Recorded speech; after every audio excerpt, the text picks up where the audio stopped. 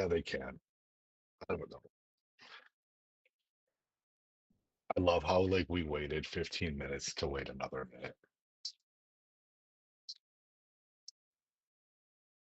Hello.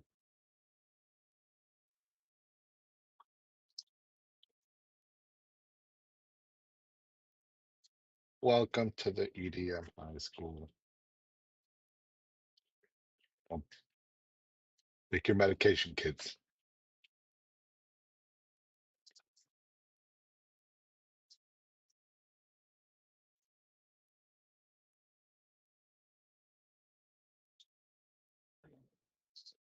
Dying on stream would be pretty good for the ratings, but like it defeats the purpose, you know.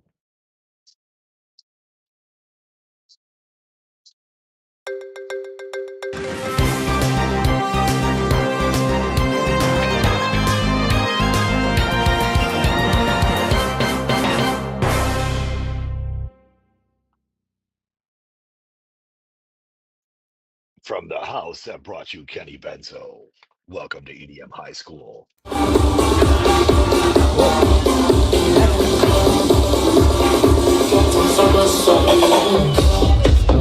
Let me just throw up the chat real quick. There we go. Okay. We are. Oh, there we go. We already got some super snaps from our regular Russian. It's the fam right there, bro. 4049 of waiting for new era song to be released. You can buy a dummy battery and get rid of the batteries of can. Stay healthy. Thank you. Wait, did we resolve the camera issue between the tour and now? No, we didn't, did we? No. It's gonna be fine. We're gonna be fine. Okay. Sorry. It's gonna be okay. Anyway, welcome back. Talking to me? To who are you talking to? I'm talking to you. It's been like 2 weeks. Oh, plus 3. now. I think we've missed 3 streams already. Has it been? Mm-hmm. Has it been 3? It has been, hasn't it? So I got a tooth update. So I played a show in France 3 weeks ago, 2 weeks ago, 3 weeks ago, and one of the fans at the show was a dentist, and what was his name again? Let me just give him a shout out. He's called Louis Jacquet. Jacquet, Louis Jacquet, and he's a dentist. He basically, after the show was over, he just snailed out of the venue and was like, "Yo!" And he'd printed vinyls of every Savant release and printed CDs of every Savant release. And it was like, I never released those things on vinyl. And he's like, "Oh no, you didn't. I made them." And he said, "Come to me and I'll fix your tooth for free." That's awesome. And I was like, actually, that sounds lucrative. So we might actually do that. Hey, you get a little vacation out of it. Actually, too, flying to France to fix the tooth for free would be cheaper than fixing the tooth here. It would be cheaper than you getting it checked out and examined in the US. Probably. Yeah. So fixing the tooth in Norway would cost somewhere between $2,000 and $3,000, which is a lot of money. So getting that shit done with a plane ticket, that's fucking great. Yeah. I'm gonna call him up on that. So that's the tooth. That's the tooth fairy. He's helping out. We can do 2 little pop-up shows before and after. Oh, whoa! What's going on here? Oh my God! You just exploded here. Oh, sorry. What did you do to me? What did you? Yeah, sorry. My face. Yeah, my poor face. Yo, poor face. Por face. There we go. I'm just trying to fix the camera stuff here. Here we go. Looking good. I think that's okay. Who cares? There we go. I gotta get my molars out. I'm dreading it. Oh, really? It's gotta happen this year. Yeah, all of them. Oh. Or the wisdom teeth. Yeah. Wisdom teeth. I thought. I'm 50. Like, why do I have to get any dental work done? This is the last, the last stretch. Like, why do I need good teeth now? Yeah, Pictures? I feel like you should have been doing that like 20 years ago. No, Yeah, I did them fucking when I was 30, I think, in LA. I brush faithfully. What's that got to do with wisdom teeth, though? They have grown into my mouth. I've twisted my teeth. It's been too far. Like, I don't know why I gotta take them out. Oh, yeah. Yeah, I don't know either. It'd be easier to listen to the newest Skrillex album. Oh, oh. So yeah, But so today we're I'm still a little under the hood weather.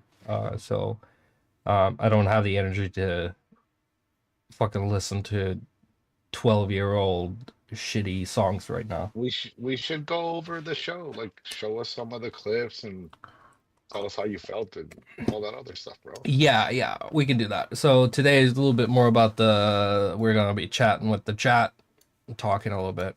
Um, Pretend we are. I'm getting rushed, but outside the venue at a show, and everybody's coming up and asking stuff, taking pictures. Just pretend we're there, and then oh, see, there we go. Neo Tail. Seeing you Bordeaux was huge. Lost my camera there because I was drunk, but awesome What time anyway. the- Those new IDs were awesome. Will the sets you make for live be published in one way or another? So the show was not recorded. There's a lot of video. Yeah, it was one of those cases where there was a videographer and they uh, took some sporadic footage during the whole set. So there's some songs that are missing there, and of course there's no full songs. So there's just clips. But yeah, I have like 17 clips from the show, and I've loaded them up into the stream here so we can take a look at them together. Let me just fix the camera a tiny bit here. So Yeah, rip your camera, Neotail. That yeah, sucks. yeah, I've lost so many things at shows that, like, I don't even have empathy anymore. It's just like it happens. yeah. What are you gonna do? I lost my laptop adapter at in France. Sorry. Oh shit. Yeah, so I haven't been able to watch my Sopranos before bed. I'm using an iPad, and it's uh it's pretty bleak. Wait, does your it's a PC or it's a PC, yeah. Mac, right? It's a PC. PC? Mm. Oh yeah. Okay, yeah. You gotta get a generic one. It may be. I'm gonna go to the same place I bought it from and see if they still have it there. So yeah, so we You could. know, the by the way, the fans want to call themselves the Benzos. Yeah, no, Just that's FYI. never gonna happen because my name isn't Lil Ritalin, and I don't do Memphis trap with lean cups and we could pills. we could try. No, I don't know, man. Valium is yeah. Well, I almost said something there.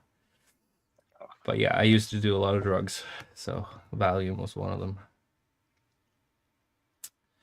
But anyway, so yeah, Valley. I'm so like dead right now, so I'm just like hanging on. Keep me hanging on. So yeah, so I saw you guys talking about this in the chat, but technically I already coined what the fans are called a long time ago. I did something called a cult collab, and the name of the group of fans was the cult. Yes. That was the official name for the fan Made a base. whole album for it. Yeah, I'm really sorry, guys. Yeah. Yeah, I sound like I'm fucking about to die. So that's just a little. Have you played with Serum too? Yes. So I was sick for last 3 weeks, and I couldn't make any music or work on the albums or whatever. So I just made a, a presets and patches in Serum for like 2-3 weeks straight. That's all I've been doing. So you were sick while you were working in Serum. Yeah, Is what you're yeah, saying. yeah. Yeah. So It's like yeah. everybody else called in to their day jobs, like I can't go to work today because Serum 2 made me Oh sick. yeah, I know. I like. I don't know. Like all the. I really like Steve Duda and what he makes and stuff. I don't necessarily think that. Just a heads up. I'm driving for Uber this afternoon. Every texting in my car today will be listening to isms. Good Let's for them. go. Good for them. Thank you. Um, yeah. So it's the same thing. It's just more. What's it called? Uh, Unlocked. There's just more of the same in a good way. The first Serum had a very like locked. This is how you have to use this plugin, and now Mhm. it's very much like, oh, you want to have 18 equalizers or 18 distortions inside of this thing? Go ahead, go crazy. Sure. So basically, lets you multiply We or are infinity now. yeah, basically, and it added it used to have only, well, technically it would be four oscillators, but because they had a sub, two oscillators, and then or wavetable operators, and then a noise channel.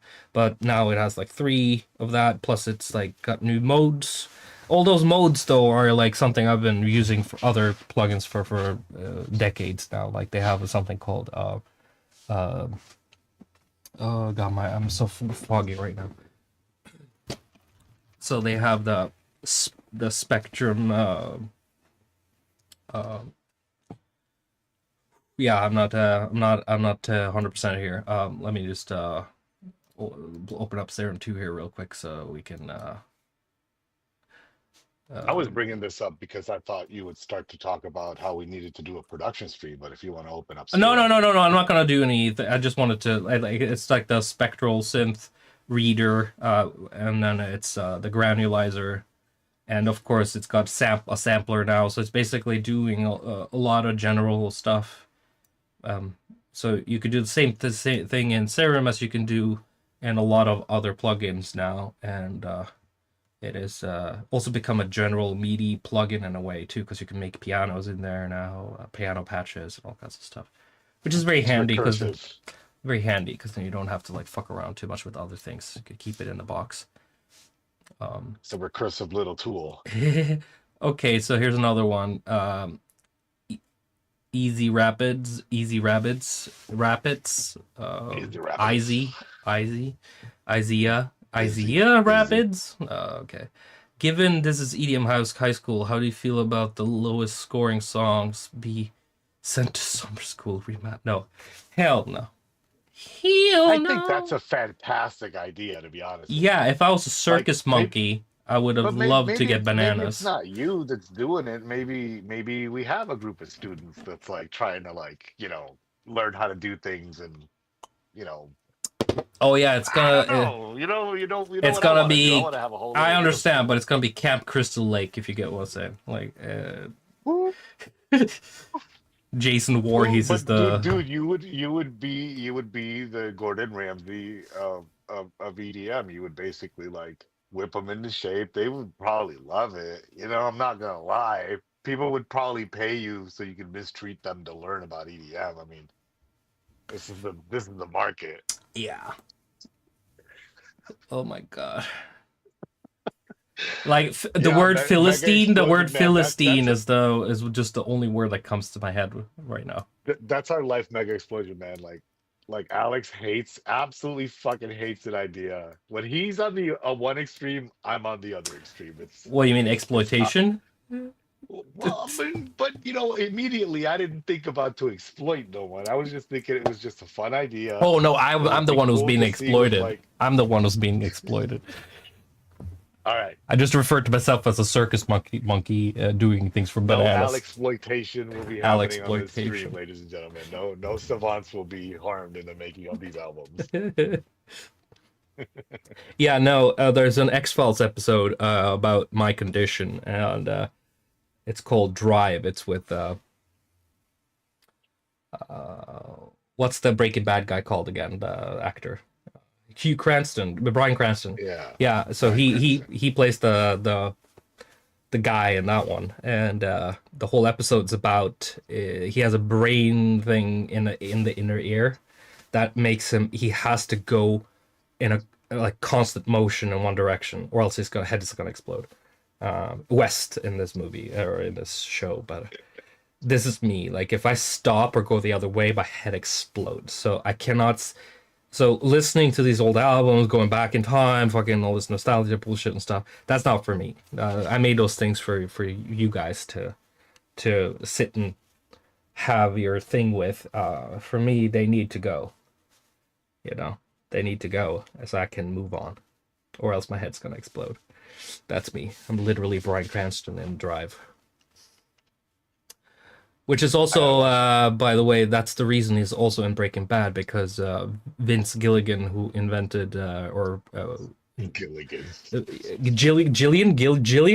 Gilligan's Island, Vince Gillian, Jillian. huh? Jillian. Jillion Vince dollars, Jillian. Vince Jillion dollars. Okay, anyway, he was a showrunner on X-Files and he wrote a lot of some of the best episodes on X-Files, and he basically when he saw Bryan Cranston in that episode, he kind of had him in the back of his head when he did the Breaking Bad layout. And so if Bryan Cranston hadn't been on X-Files, then who knows what if Breaking Bad would have existed today. So that's a fun fact. Yeah, I'm watching X-Files now. Fucking surprise. No more Sopranos. I for need a to while. take a break. I watched it so much. I know exactly what's gonna happen every millisecond of the time.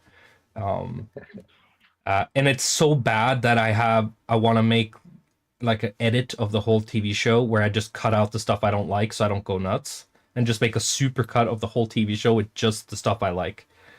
Um, Chat's asking if you've watched Severance. I know I've watched I it don't until watch new the latest stuff. episode. I hate new stuff. I hate You need new to know it's things. done.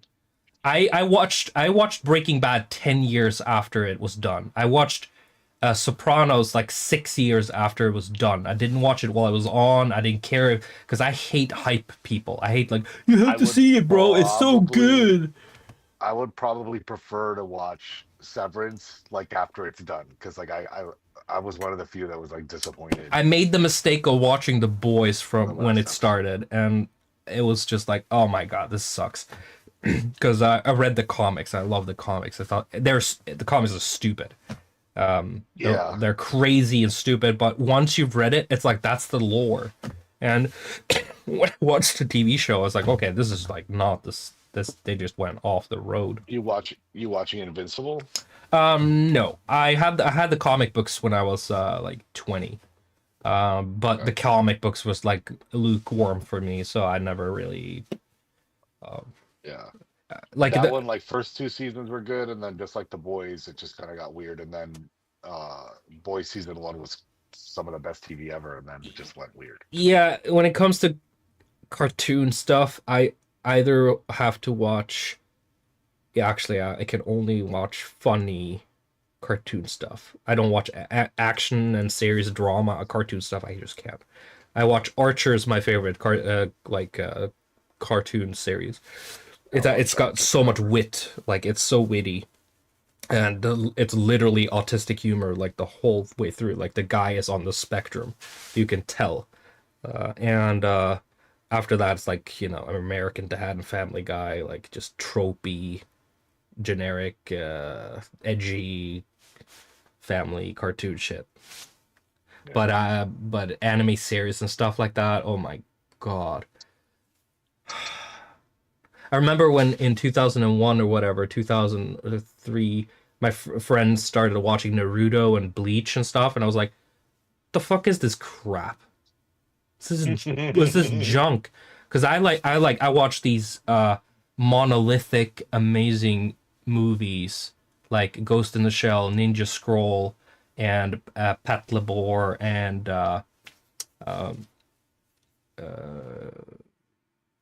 Akira, and then Metropolis and things like that. Those are like that's anime to me. And then there's Yeah, like yeah, yeah. TV series serialized manga shit. It's just so cheaply made and it looks like shit, and then All the ones that have like a horny old man in it. yeah, so That one. fuck off. Those. Fuck off, bro. Yeah, I watched a few anime series, but I started catching myself like in the weeb phase, and I was like, you know what? I'm not that. I'm not that. I'm not Akira. Japanophile. I'm Akira though. Akira is more than Akira is a just like fucking that. amazing piece of Akira art. is. Like, don't. That's not. But that's not a fucking like anime series from 2010 that's Right. like half 3D, cheap, fucking fast made garbage stuff. Like that shit's fucking brilliant. We still don't have a live version of Akira, and that tells you something. Yeah, don't do Like that. it's like everybody respects the shit out of it, and they're Yeah, yeah, scared yeah, to fuck yeah, it up. yeah. Don't touch it. Leave it alone. But we yeah. Sorry, I was talk about my X-Files because my brain exploding if I go too much into old stuff. So yeah, so I don't know why we were talking so much about like the raiding summers camp bullshit. Just Yeah, we went off into rating things. yeah. So yeah, so today I just need to take a break from the album review stuff and just like hang out with my fangs out. Oh, that almost worked. That almost worked. Why, didn't you just write a vampire song? No, I didn't. I don't Yeah, think you so. did. Which one? Yeah, the yum yum yum one. Oh, yeah, it's called Yeah, Bite. Yeah. yeah, So bite. maybe we Then should there's watch some of these I unreleased live clips let's that do it. yeah. I think Bite's gonna be one of those first ones. Oh, God damn it, guys! Talking in the chat. End of Evangelion. Yes. The first fucking 8 episodes are amazing, and then it just goes into insaneville garbage, where it's just like your brain is sliding out the side of your asshole. Um, and they remade it. They made movies out of it. Like they just like keep fucking poking the dead corpse, hoping it's gonna smell better. It's just like leave it alone, dude. Bury it. But yeah, Evangelion is amazing. The first 4 or 5 episodes are like you can. It's like bliss, amazing. Anyway, yeah, old anime is the only thing. Everything else is junk. Anything made after 2000 okay, so Vampire Hunter D is probably the best anime ever made, and that anything made after that or Metropolis, you just immediately in the shredder, like all of it. Japanese people need to find a new job. Okay, Studio Ghibli, everything they made, even after that time, is also great. I'm not going to say anything; they're amazing. Everything is Ghibli now. Yeah. Oh yeah. And No. Yeah. Oof. It's just sad. But that stuff pissed me off this week. I don't want to talk about it too much, yeah. but Let's skip it. the Skippity doo idea dah. that he came out and said AI was an affront to being alive, and then fucking Sam Altman from OpenAI made it a point to make Ghibli images viral, bro. That's shots fired, bro. It's time to fight. Oh, that was the worst air horn. I don't know if I was trying to make air horn or a machine gun That was sound. chill air horn. It was- Just chill air horn. Yeah. Anyway, okay, so let's watch some of these live clips. We can take some breaks between them, I guess. Just keep them coming, bro. It's They're only like at 17 of them. they're like 20 seconds each or something. Okay, let's do it.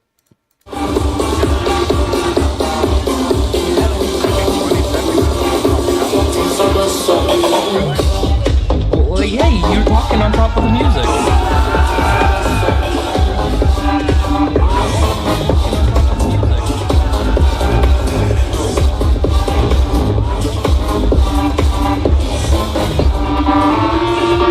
I am double like this.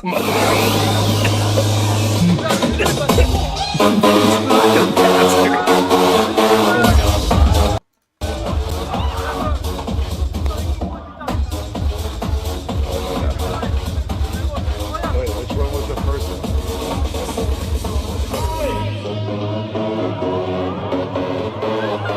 I can't do everything at once.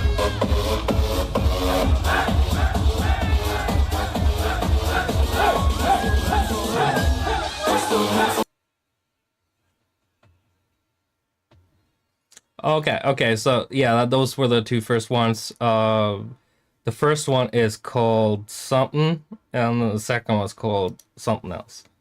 Let me just.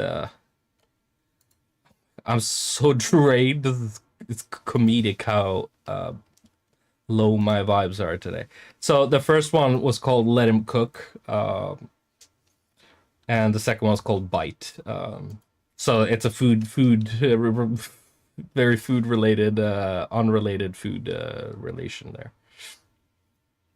No, they're not extracts. No, there's stuff that's coming after Hex. Hex was planned a long time ago, so I don't want to like flip around the songs too much. I already done it way too much. So you gotta just like, okay, these are the songs, put it in, and then whatever I make outside of that's gonna come later. But yeah, let him cook.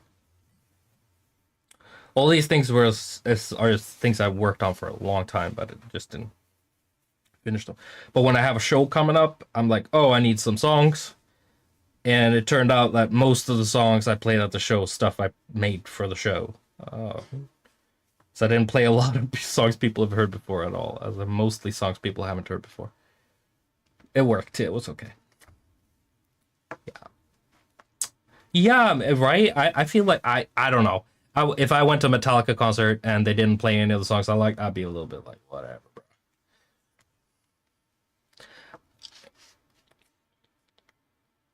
I played Splinter and Champagne, and fuck, what else did I play? Let me. I have a notepad here somewhere of songs I took with me. Let me just. Oh, I'm so sorry. Let me unmute your ass. Okay, so there you go. You were saying something? I mean, I said what I said. Oh yeah, well, I too was just bad. gonna have to guess. Okay, so, we, yeah, you said like, oh, that's what people go to the shows for, new songs, Yeah, and then I they said go to like, the shows to hear new songs, yeah, and but I that should wouldn't. be like one of the benefits is you're paying a ticket and you listen to all the same stuff you could listen to in a playlist. Not that it's the same fucking thing, right? But when it comes to producers, when it comes to like, musicians like yourself, like I want to hear crazy new stuff. Show me something that you haven't shown your friends, and that makes the ticket way more valuable to me, Yeah, I So think there's like a metaphor to this that's gonna go over some people's heads. It's that it's an arrow. It will point in one direction, right? Let's say that is me. I'm pointing this way, and the other people are standing and looking at me the other way. So the arrow is pointed this way, and this is a metaphor for directional something. And my direction is I want to be me and do what I want to do, and the other one is like we like the stuff you do, so give us the same shit again. And those two are juxtaposed, and they don't necessarily overlap in any sort of way. And it is like every band and every musician and every producer and every person who likes their stuff would love to never ever have to sit there and do their own stuff over and over again.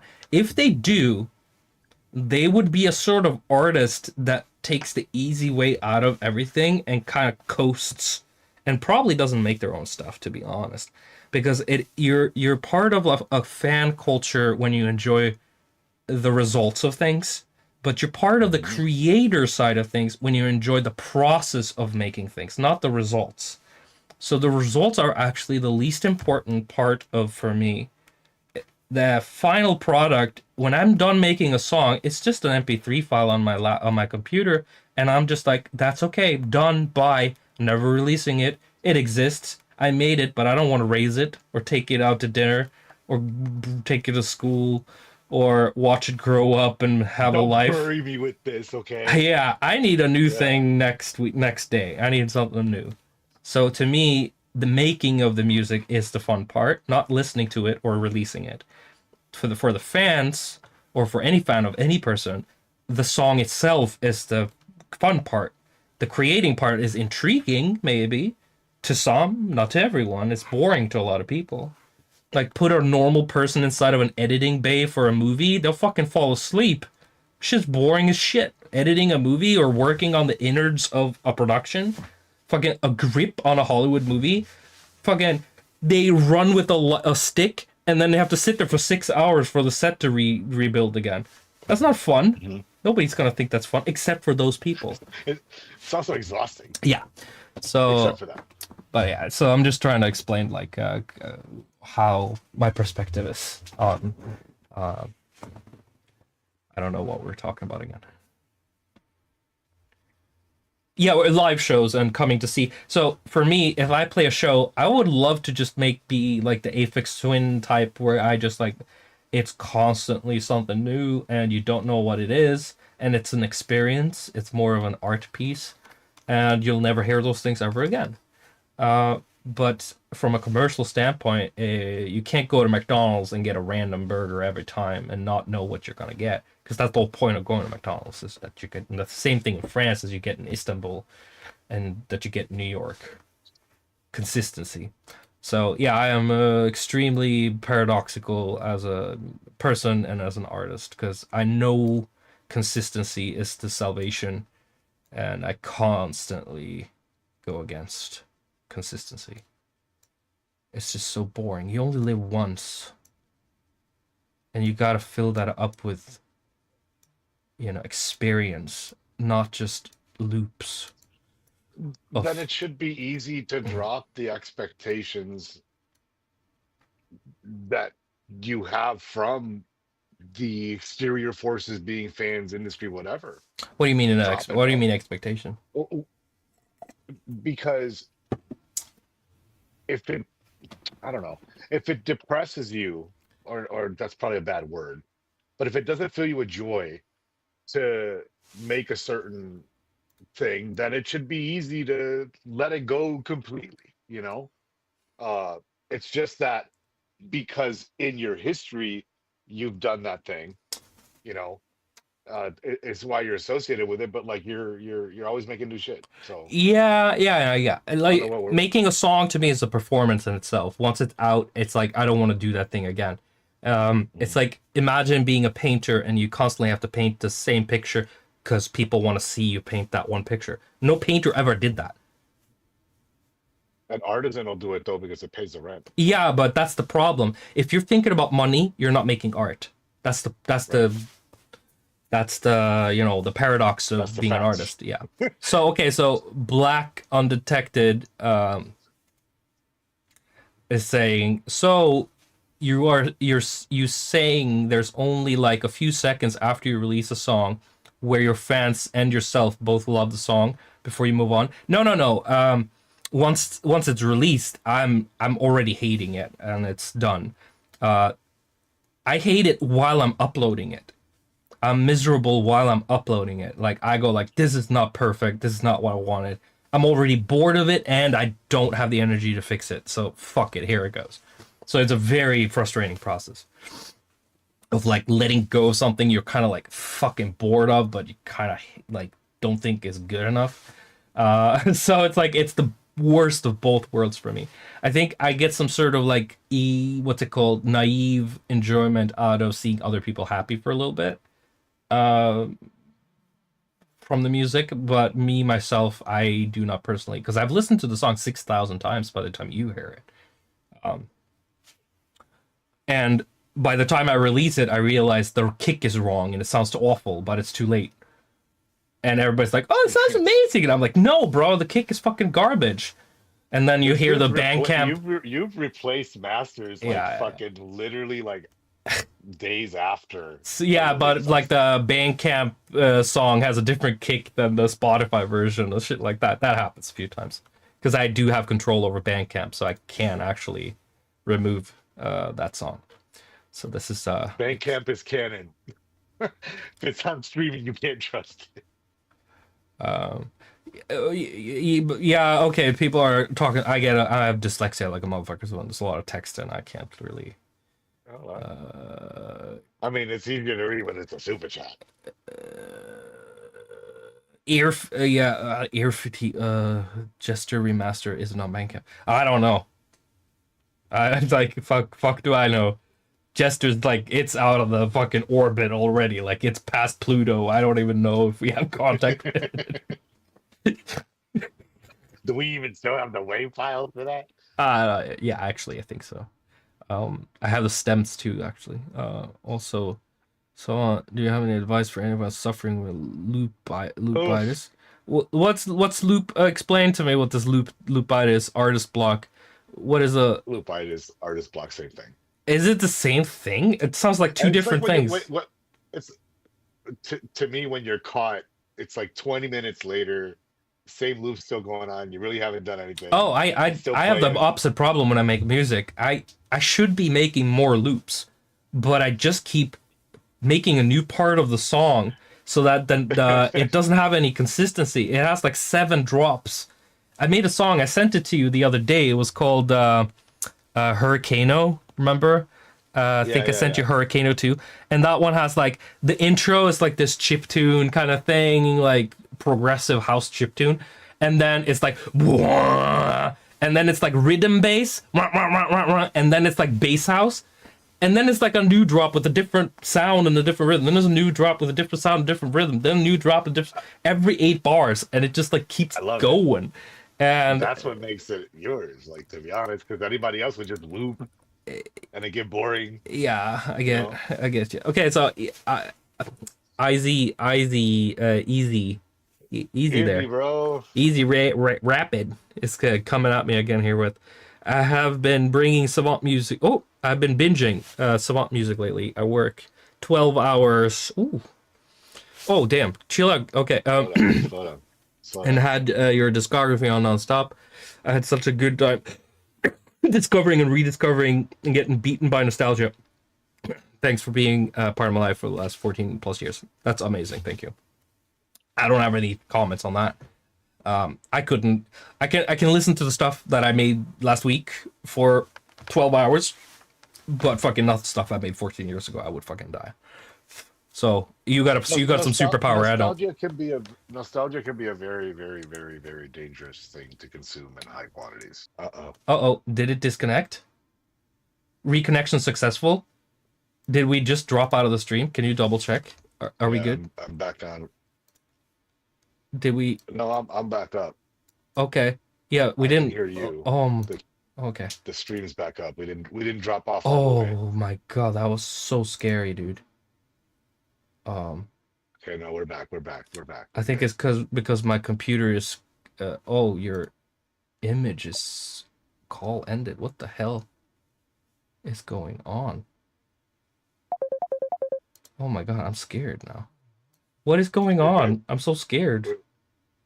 We just had the internet just farted. The stock market's tanking, so Oh, because a my lot of people internet are using the farted at the internet right same now. time, so that's super scary. Okay, sorry. We had another comment here. Hey, sorry if we're interrupting. You're not interrupting at all. I appreciate these huge, The colorful best kind of comments interrupted. because I can actually read these things because they're full of colorful backgrounds. I'm the guy in the I'm the guy back in January told you your music literally saved my life. I was wondering if maybe I could make a video about those albums if that's okay with you. I've been wanting to make a video for long. I'm not. Yes, make videos. I love that kind of Make a shit. lot of I want to see more. make more videos. Don't ask for permission to make videos. Make videos. Go make Yeah, if videos. anything, if you guys need anything, if there's a resource or something that I can help you with, Mm. just hit me up, you know. Let the guy who made that Savant retrospective, I let him know, like, hey, if you're gonna keep doing this kind of stuff, hit me up, let me know. Yeah. So yeah, make videos. We Nobody's can help gonna hold you verify back. stuff too. Yeah, if you want to like speculate on the conspiracy theories and stuff, then definitely we can. Oh, there's so many conspiracy theories Ah, going no, not for me. on. Papa ain't got no conspiracy theories. I'm just a normal guy. um, Did yeah. you even open up Serum? You were gonna show No, put the no, stuff in the I new. just needed to remember because my brain is mashed potatoes today. So it's spectral, like a spectral synth, basically. which is Harmer, and I actually have a video on YouTube that's like fucking 15 years old now. About no, Everybody loves 10, that one. 10 years old probably, but about the spectral synthesis. Sammy was asking me if I only work with Savant or do I work with other art. So Alex called me out of retirement because technically speaking, uh, I had quit the whole game back during the pandemic. It was kind of like good timing, you know what I mean? Mm. Everything was changing, you know, you were on the road, things were like, things were changing, but here we are, you Yeah, know. so to get more fill that question up, Josh has worked with tons of artists, maybe not so much in managerial position, but definitely as an A&R for a lot of artists. Virtual Riot being one, Deadmau5 being one. He was actually Deadmau5's first manager. And then I helped Joel put together his first EP, his mm, first demo EP. mm, Virtual Riot's first album came out on Section Z. yeah, there you go. Uh, Yeah, but you also worked so with many. Mastodon, is that what they're called? Uh, No, Megalodon. Megalodon, yeah. That was at the end there. I Yeah, yeah, wasn't yeah, but I part of don't it care initially. about these. You stop talking. And then you worked with Wales, I know. Sultan you worked with. And then you worked with. Did you work with Mr. Bill, or did he was just like trying Oh to? yeah, I Yeah, yeah, managed yeah. Mr. Bill, See, so helped him Mr. come to the Bill. US, got his first visa. And then who else was on your radar at some point? We're just going through people you kind of helped or kind of like Yeah, Beast Boy was the last one I helped Beast out. Boy, yeah. Uh, there's so many, bro. There's so many. Yeah, but I'm talking about the people might have heard of, you know. Um Panda Eyes, didn't you fuck with him for 2 seconds? Yeah, I know. We don't I have to. don't, We don't I have to. don't remember. Yeah, yeah, yeah. I don't. Yeah, you don't have to. But I'm just saying that existed for a second. So yeah. So to the chat, that's he's worked with a bunch of people. Okay, so EMBT. Thanks, man. Love you. By the way, come back to Argentina someday. Yes, Oh, I feature. Yeah, I've recently talked to him. we shall want to come back to Argentina. Can't wait. Yeah, Argentina's a good place. They just said that the H man was, he lived there until the 60s and had two daughters and shit. Now that's a conspiracy theory I right don't know. there, They just bro. declassified documents, and the CIA apparently is vouching for the Argentinian declassification of the documents. So, but That's wild. Twitter's a cesspool of conspiracy nuts and right wingers and shit. So you never fucking know. That's what it's good for, bro. Yeah, For fun. Jesus Christ, I haven't seen this much H man in the zeitgeist since I went to history class in junior high. Like that's My as God. much exposure to that guy I had, and now he's everywhere, every second of the day. But I don't want to get into fucking not He's a national boogie. socialist World War II Yeah, shit.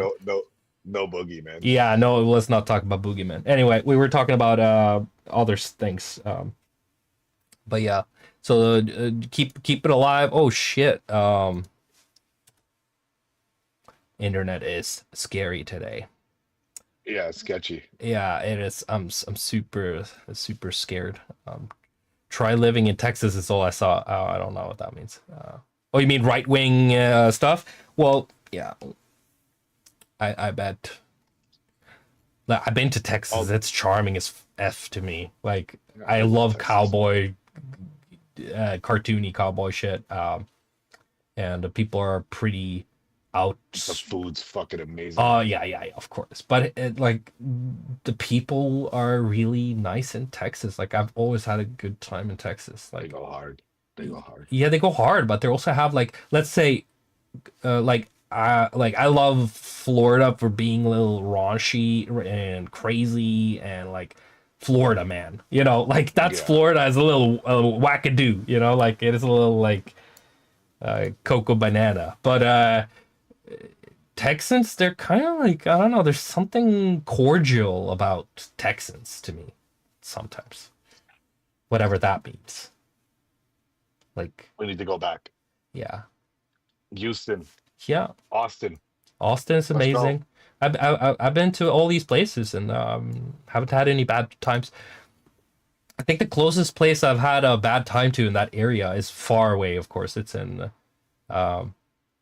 Charlotte, North Oh, Carolina. that was North Carolina. Yeah, But that I was know, but I'm saying just like if we're talking about that was cowboys in the crazy. South and shit, like uh, Charlotte. That is one of like my memory from my touring is so shot, but this is a show I will always remember because it was never a show.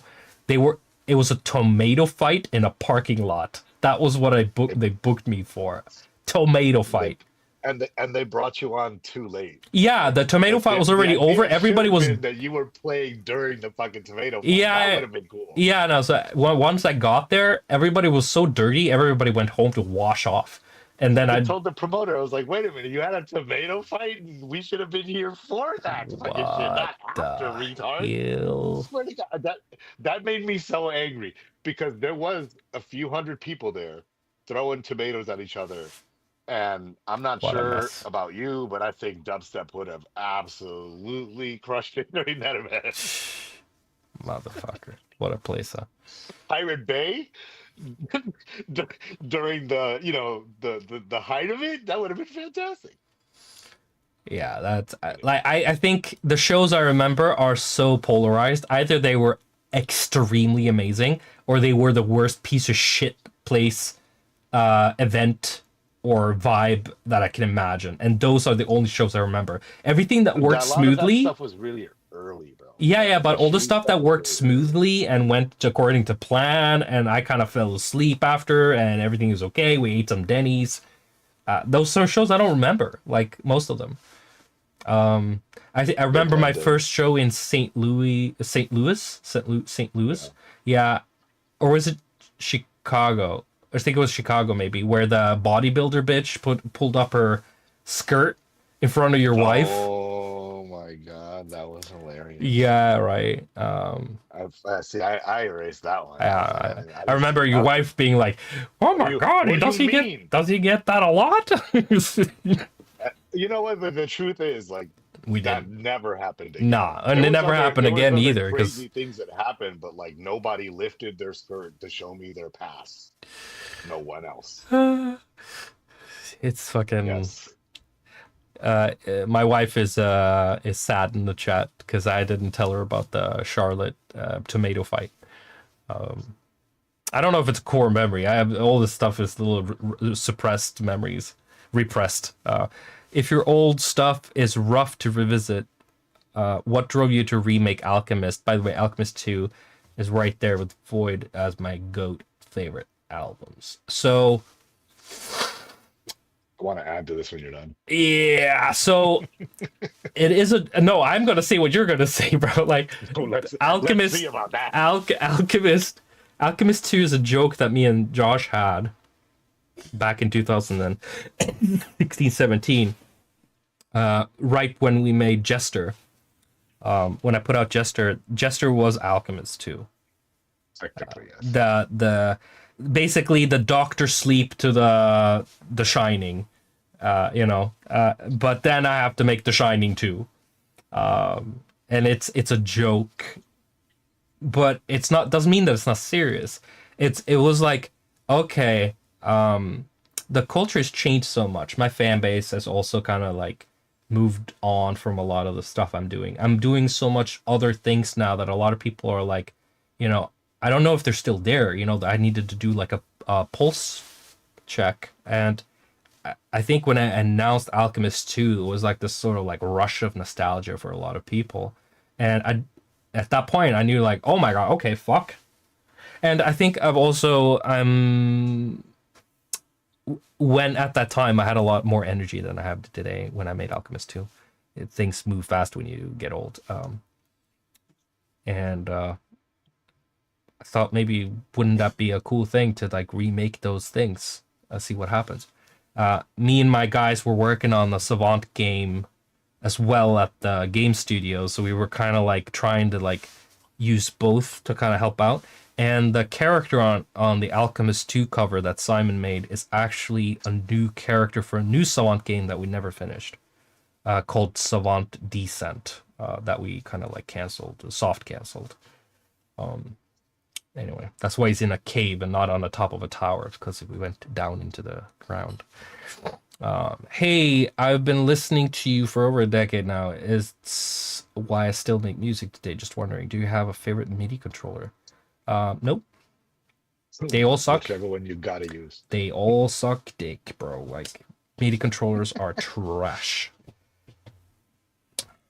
Hey, yeah, I just want to confirm you did say part of what I would have said. Yeah, Like Jester was actually Alchemist 2 yeah. because that was the spiritual successor. The energy was like, hey, if I were to try to do something like that again Hmm. deliberately, here's what it would be. Yeah.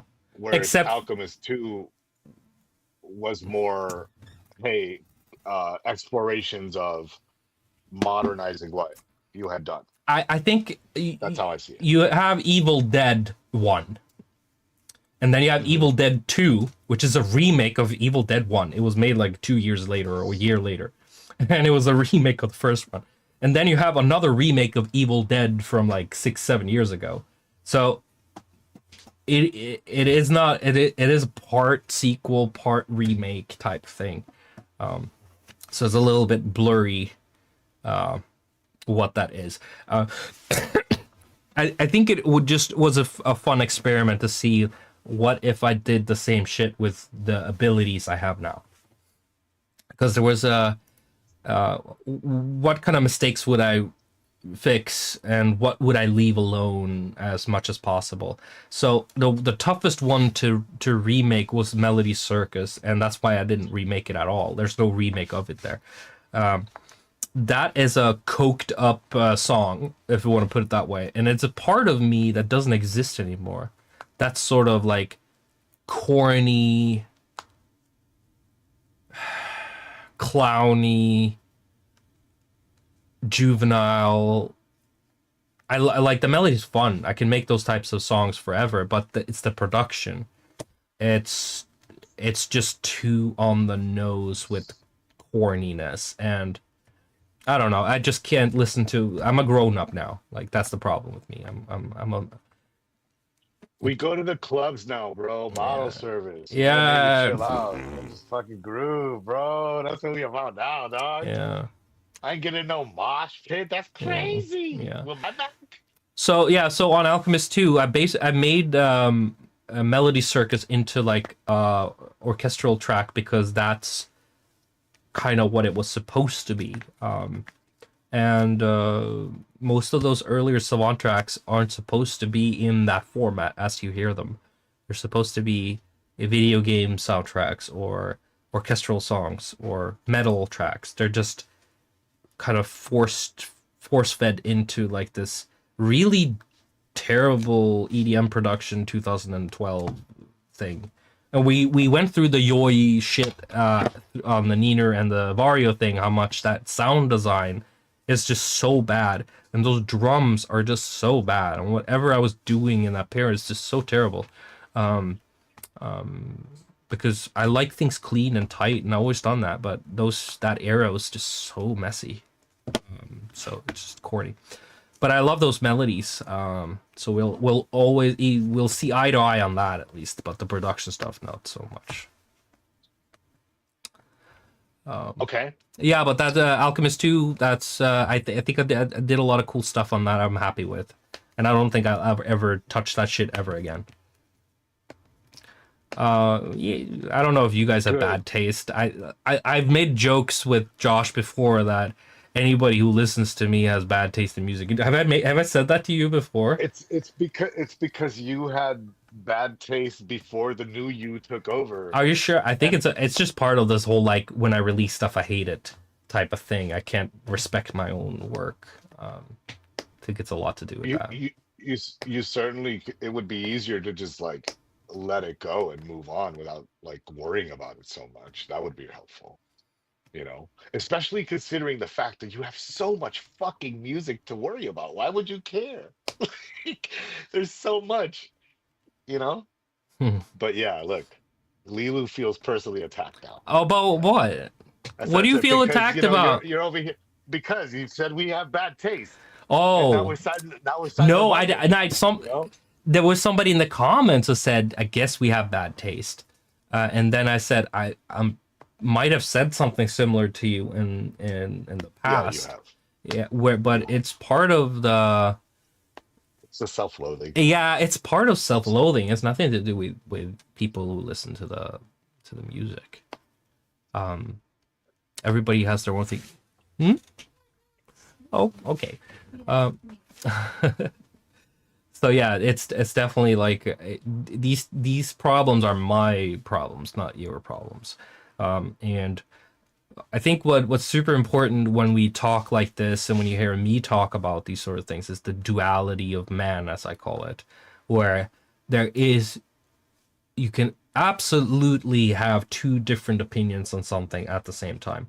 One being the more nihilistic and one being the more appreciative of all those things, because we do not live in a perfect world, so we do have to adapt to our circumstances constantly.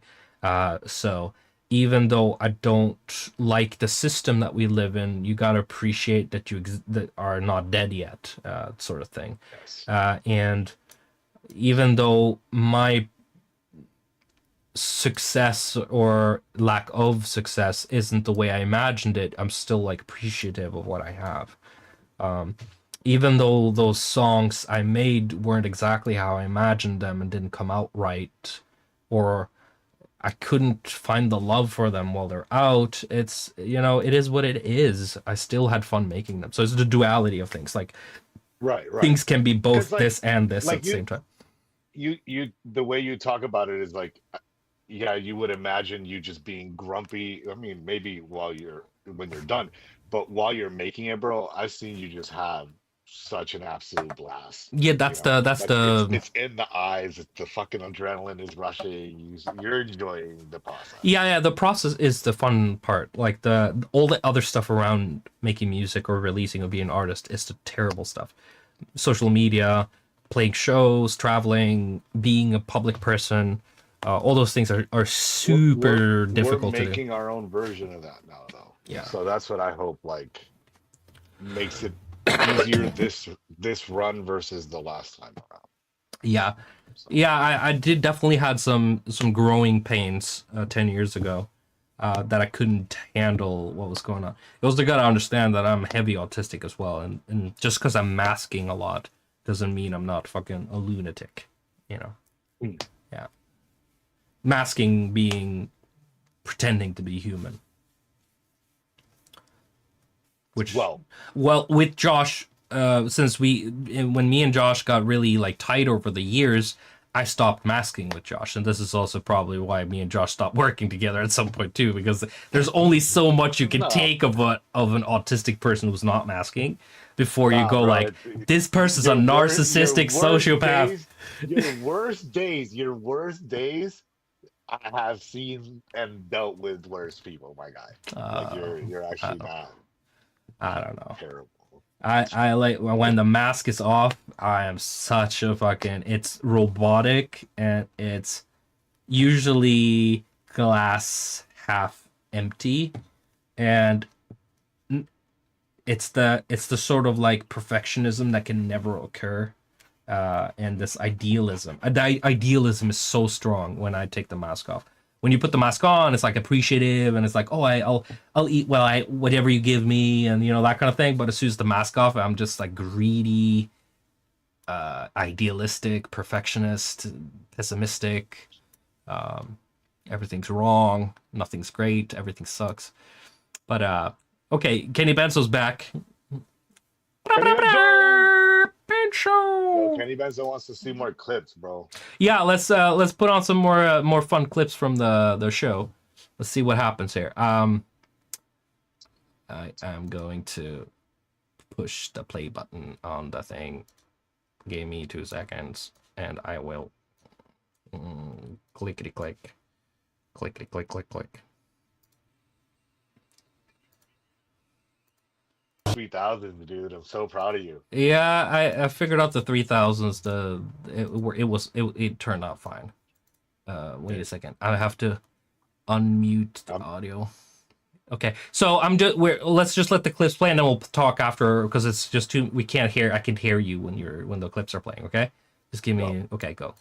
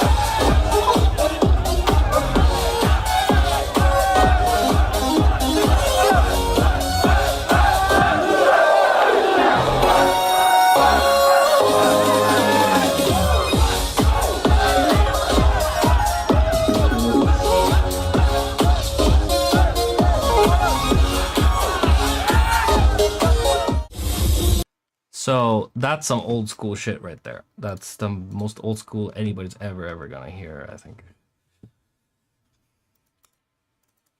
You That was good. what do you mean good? It's That was alright. really like the first clip is some of my favorite stuff. So yeah, so I didn't wanna play too many old songs, so I found unreleased old songs. So I could still have that old vibe, but not have to play the what's it Ah, that's what's happening prelude, there. so I don't have to play prelude and fucking all these old tracks again. So I can just play something fresh. It's That's not a fun fresh way to though. solve that problem. That's a fun way to solve that problem though, because like, ID, yo. Yeah, so yeah, no, I'm probably never gonna release those tracks. It's just for show. It's just for live shows. It's just that, and a lot of people thought that it was like remixes of old songs because they sound so similar to some old Savant tracks, and that's basically what they are were supposed to sound like. So when people say like, "Oh man, he's changed. He can't do it anymore," or whatever, like I can. I could make old Savant stuff any day. It's just I don't want to do it. Just don't want to do that chip tune. Uh, fucking what's it called? Bukake. That's the first Never word say I can. never, bro.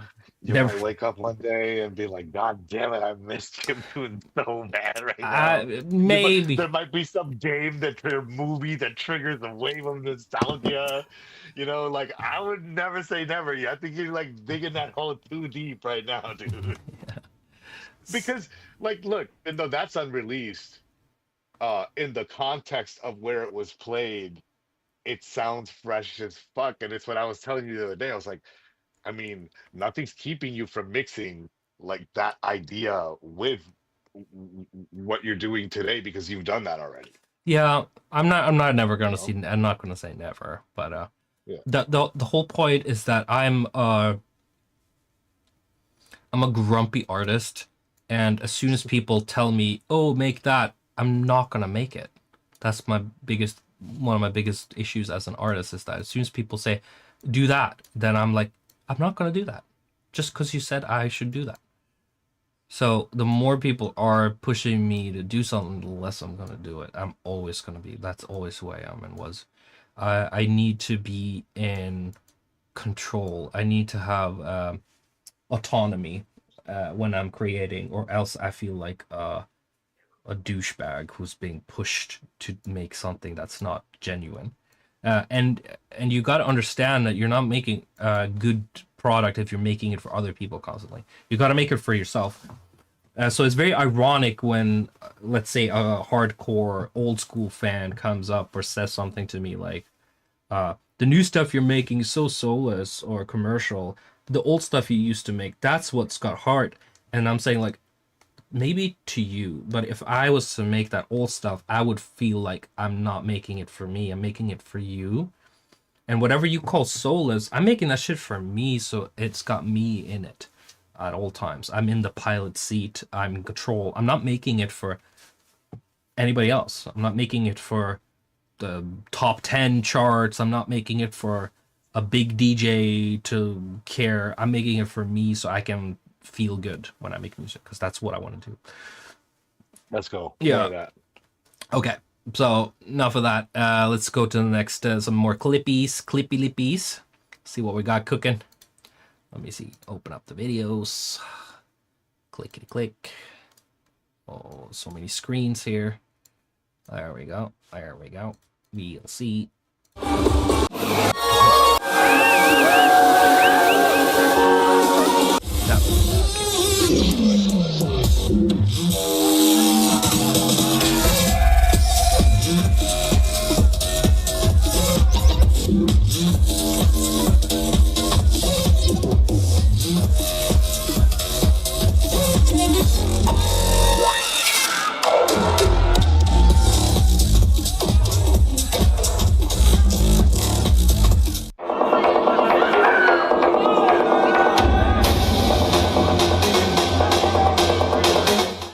Love this techno stuff.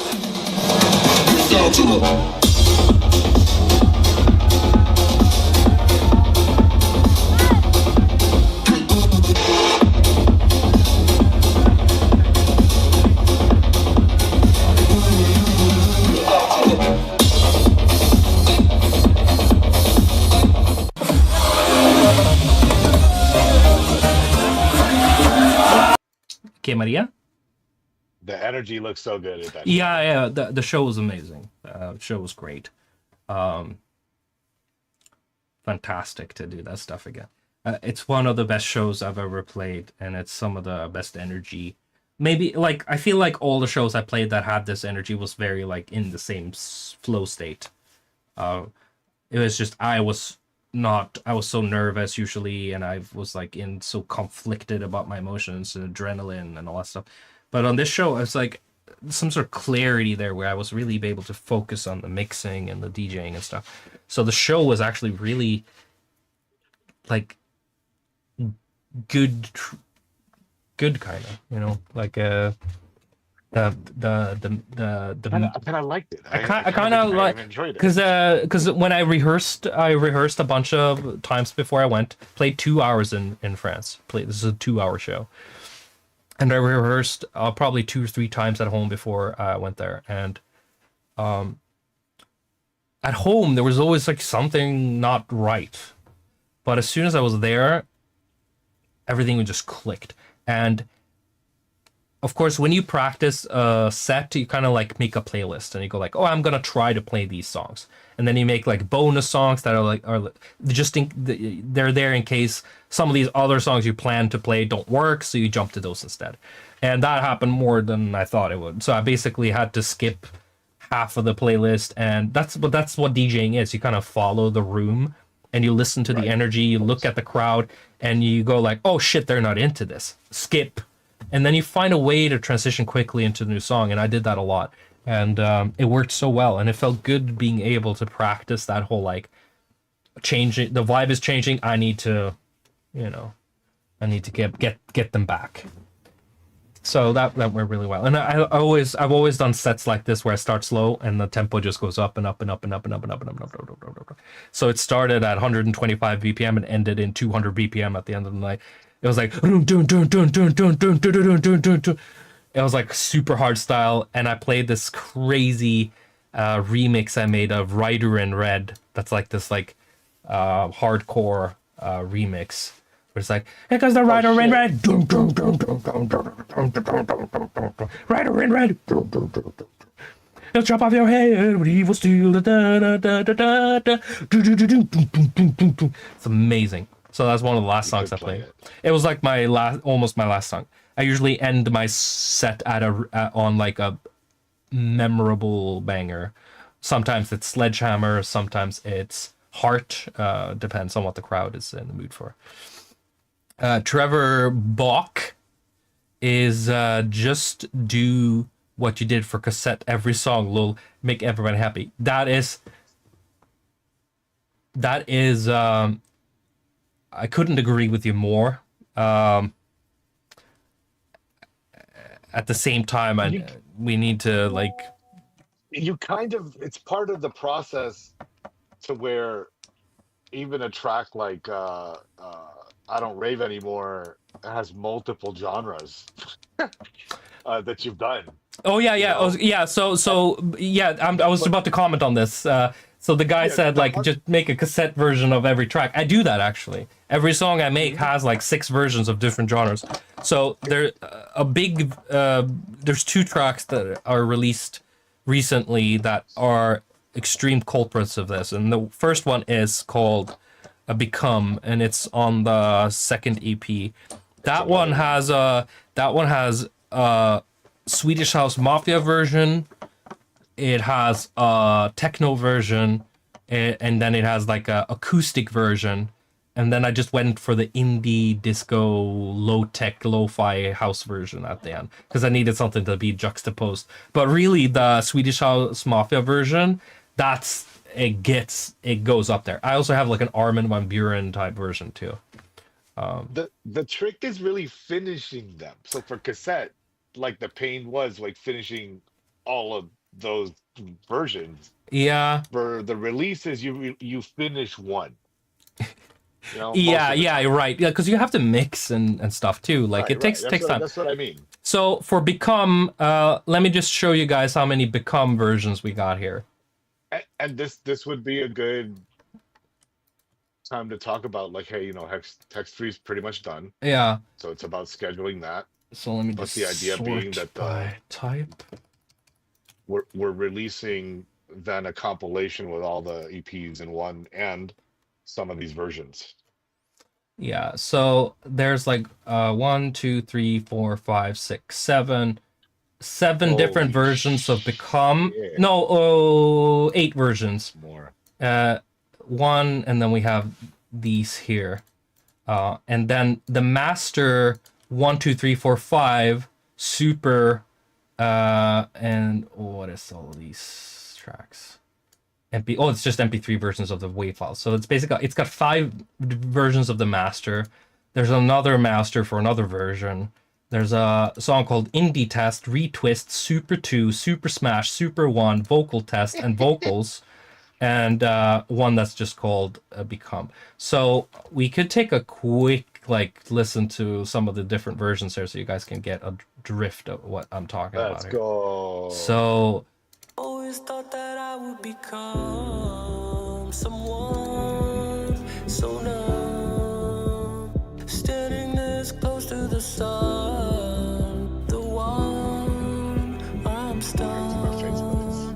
Never thought that I would believe I'm reborn. Now I'm free, standing here next to someone that believes in me. Everything's moving so fast around me now. Everything's going away in life somehow. I always thought that I would fall down. there's more versions of this. This is not correct. Become. There is more versions of this. Demo. Oh, here we go. Demo 1, Demo 2. There we go. Now we're talking. Get the shit out of here. I knew there was more. I was like, that ain't it. There has to be more. There's much more. Okay, so let me just but yeah, the version we listen to now is like a precursor to the one that came out on the actual album. Because it had it was full. I wanted a track that focused on the vocals more. But you have demo 1. Oh damn, auto tune to shit and back. Retwist. I think this one is.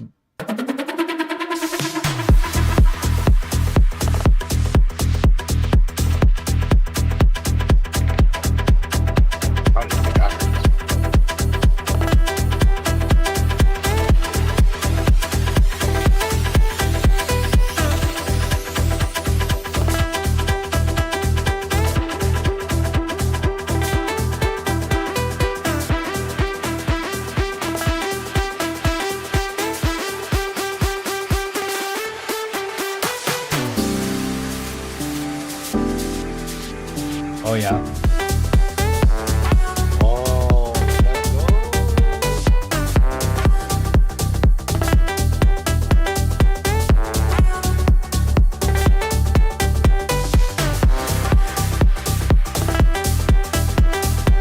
Oh my god, I love that version so much.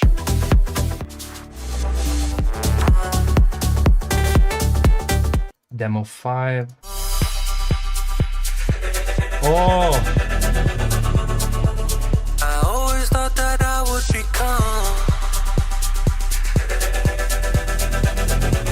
A little filter house, not a flutter house. that I would You gotta put this on the big release though. I always thought that I would become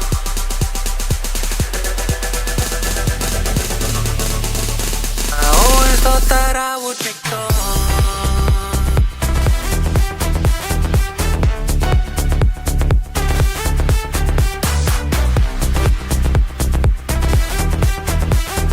Yeah, I love that version.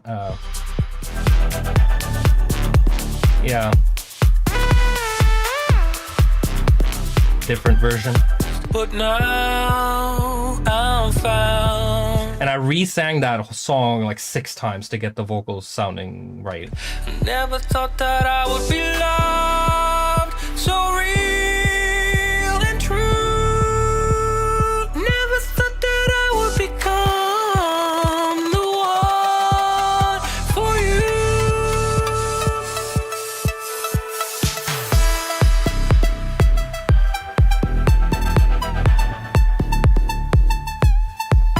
Yeah. Surround. Oh, here's the Avicii version.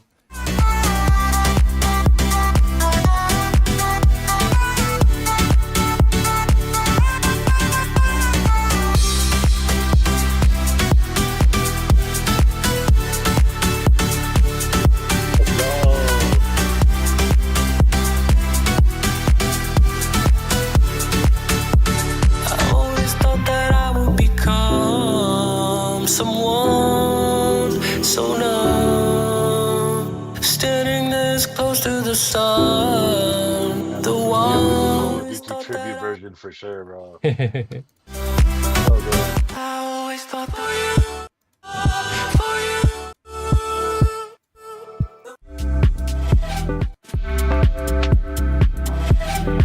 of course, Master 1 sounds better than the one I released. That's just a curse of releasing music.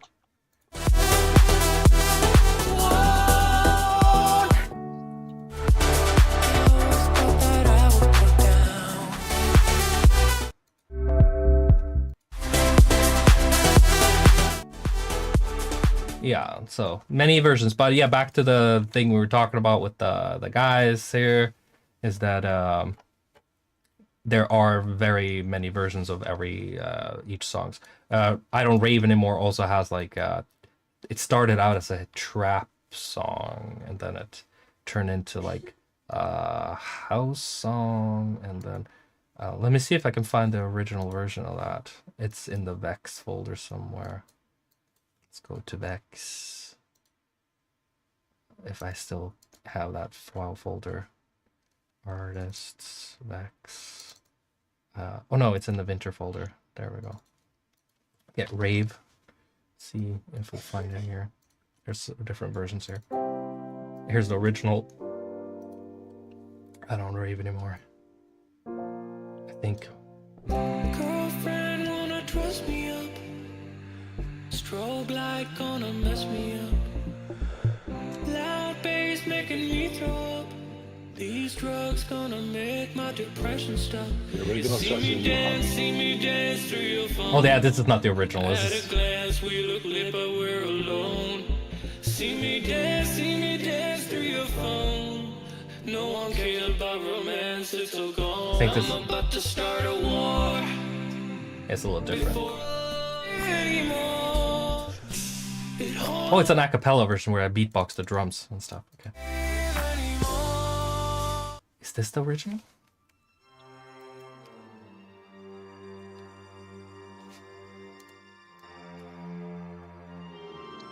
This a pigeon?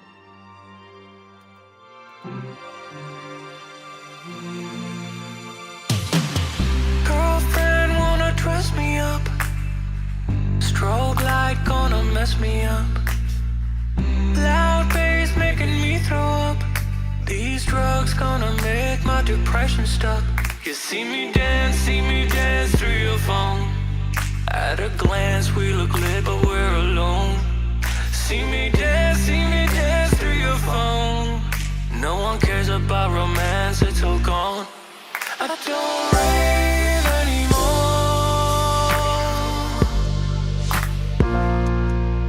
I don't rave anymore. I don't rave anymore. Floor. Whoa. I don't rave anymore. There's a whole verse in this song that didn't make it to the end. Yeah, no, we're never gonna listen to that. That's trash. It's totally relevant right now. No. We're never gonna do that. Rave. Oh my god. But I don't rave anymore. Let me just see. I think. Oh yeah. Oh, I made even more versions for the Vex album. There's tons of. I have a UK garage version. Let me see. I don't rave anymore. Acid techno. Oh, I have an acid techno version. Demo. Oh my god, there's so many versions. So let me show you all the versions here. Demo, X2, top, test, pre, 4, 3, 2, techno, master, X2, X1, V8, V7, V6, V5, X, 4, 3, 2. I don't rave no more. Okay, so let's just do that. There's a reason people haven't heard a lot of these because they don't sound amazing. But let's do the acid. I'm curious about that one. Okay. I don't rave anymore. Acid techno. Have you heard this, Josh? Have I showed it to you? I don't think so. My brain is frying right now. Okay. I don't know, it's because I'm high. But acid techno, I don't rave anymore.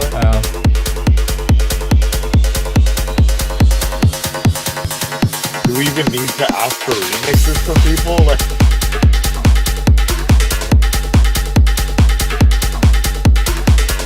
Like old school trance, the hard trance.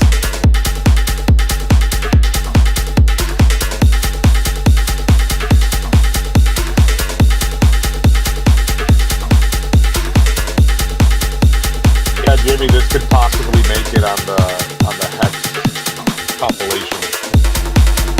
Woo!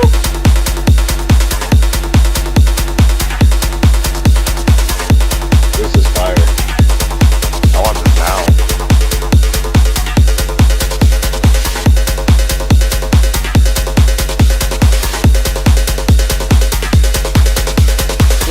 It's absolutely horrible. Please never release it. Reverse psychology in the house. Yeah, bro, this sucks. Nobody's gonna like this.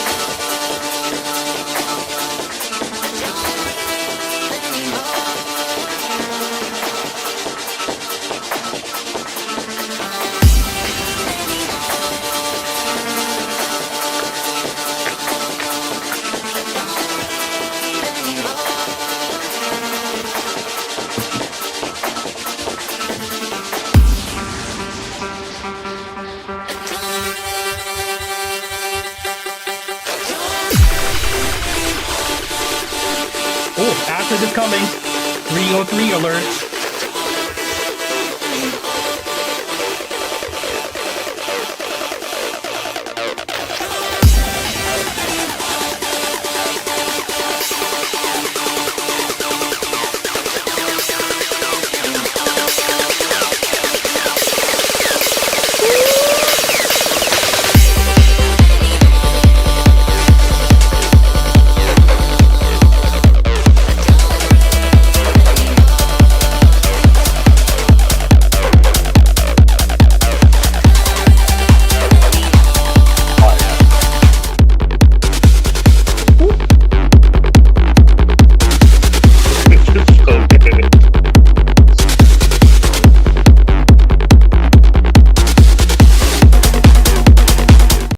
That's one of them, and then we have some other versions. Let's just see if we can find some interesting demos. Holy shit. Before I walk out through the door, I'ma leave the scene behind, leave my dreams out on the floor. I can't rave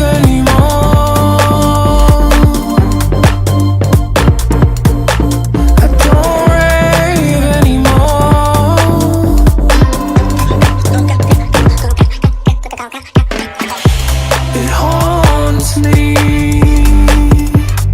There's so many good lyrics associated with this song that you guys have not heard. Haunts me. But it's not my time. See me dance through your food. She ran off to see. No? Okay, let's see what else we got.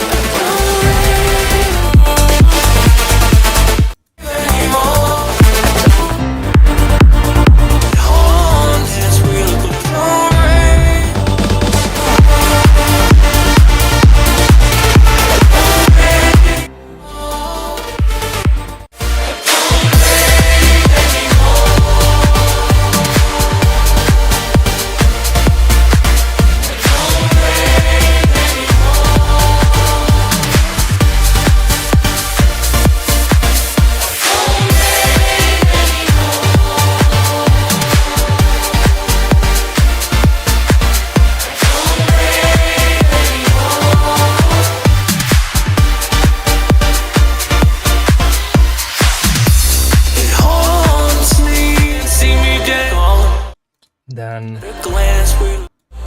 see me dance through your phone. little garage. No one cares about romance, it's all gone.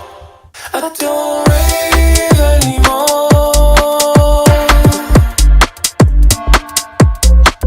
I don't rave anymore.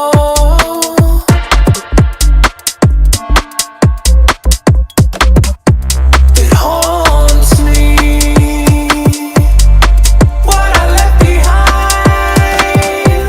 It wants me. But it's not my time. See me dance through your food. Yeah. At a glance, it's all gone. Yeah, I put this shit on don't the compilation. rave anymore. She said my style. Don't rave anymore. And then we have Alone.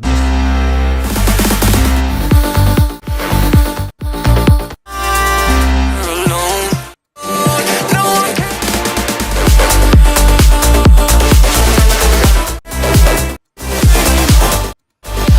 just different mixes.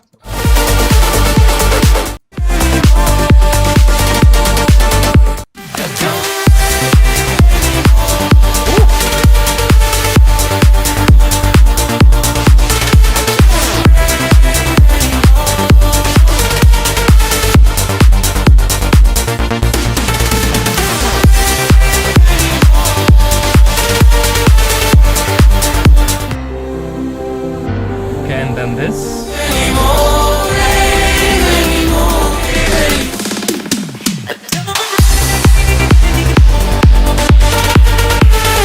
This is like an early version of the final. And then we have this. Yeah, so you definitely have some very standout versions that are pretty fun. But yeah, so oh, I'm hearing myself. That's not good. Is that because I'm hearing it from your side? No, I'm good. Okay. Okay. I So got you here. okay, good. So inside of the why am I hearing myself then? That's strange. Give me a second here.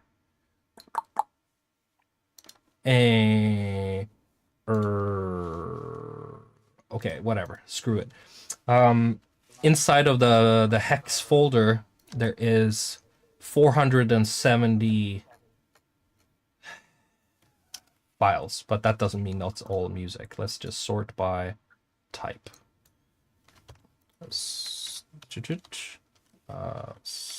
Like this, and then just want to double check how many things we got in here, because there are 8 versions at least of absolutely everything. Okay, here we go. Oh Lord. Become, begging, goodbye. Heartstrings. Yo, Reborn.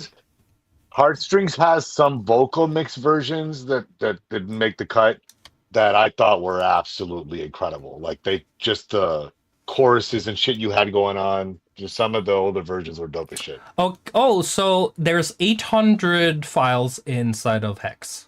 and these are just these aren't stems. These are just like renders. So there are. Let me show you guys. Because I'm not talking out of my ass here. So this is my hex folder. It's called Lifeboat. Don't ask me why. And there's 853 files, and I've selected the MP3s and WAV files. So it's 682 files rendered that are either different versions or new mixes or whatever of all the hex material. And or like it's probably around 80 to 100 unique tracks total. Not every song has like 6 versions. Some only have 2, some only have 1, etc. The ones that get furthest down the line, they usually get more and more versions. But yeah, so there's 682 versions at the end here. So if we scroll through it, there's the Smash song with Nika, and then, you know,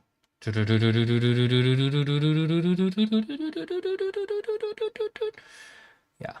So I don't rave anymore. Yeah, that one has a lot. All the way down to Zoetrope, which only has demo 1, 2, 3, and then master. Hell yeah. Well, you know what you want when you want it. Yeah.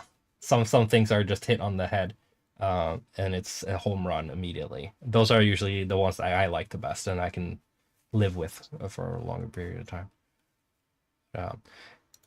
Yeah, I would love to just sit here and listen to these on the stream. Actually, there's a lot of stuff I like, but I don't I don't know if it's good enough. Like this track here called Memory. This is We need to make a selection for that compilation. Maybe that would be a good stream. So I wouldn't want to call it a compilation. Let's call it like I know what you mean. Yeah. So what Josh means is that when all the 3 Ps are done, we're gonna put them in a box set, basically a digital box set, where all of the EPs are in one playlist on Spotify, and then like one album, and then we're gonna add tons of the alternate versions and demos for those tracks, kind of like the Void DLC, but the quality here is gonna be a little higher than that.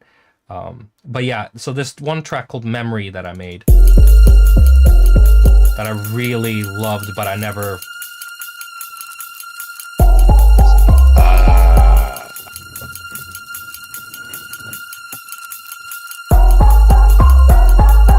So, I don't know if this is good. I don't know.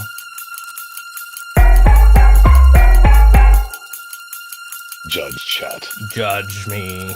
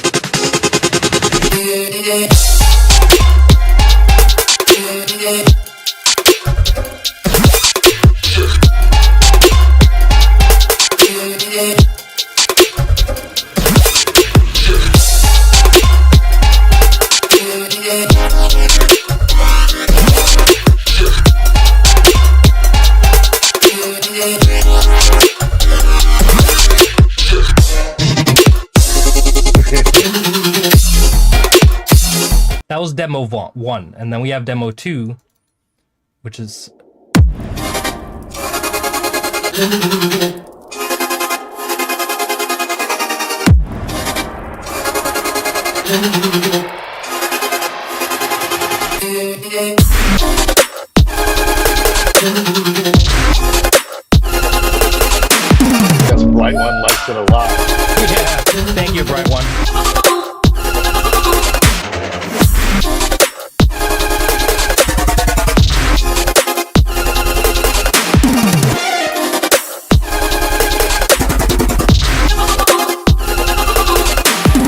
That was demo 2. Then demo 3 sounds like this.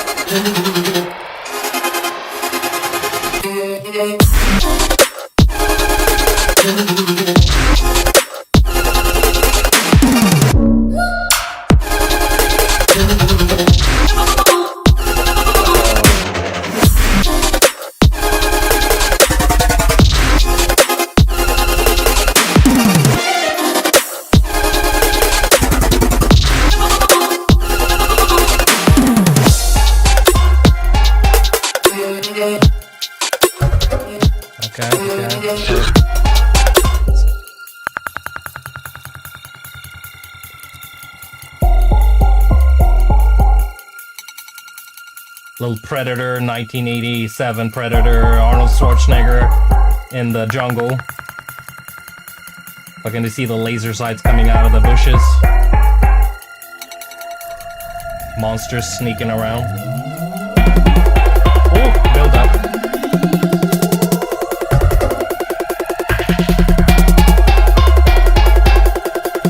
Oh, my camera flipped up or what? Still time to get on that Avengers soundtrack. Yeah, you're like frozen and like. Oh, that's great. It's actually, yeah, it's a good portrait. Okay, let me change camera.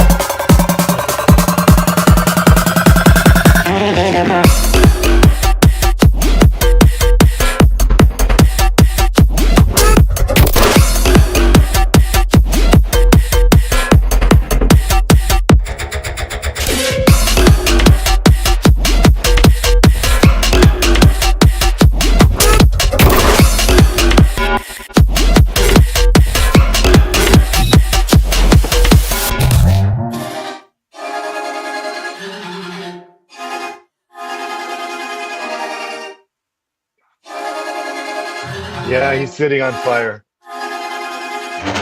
Sergeant and gentlemen and ladies and everybody else fucking in between to make sure that none of this stays on his goddamn hard drive for much longer.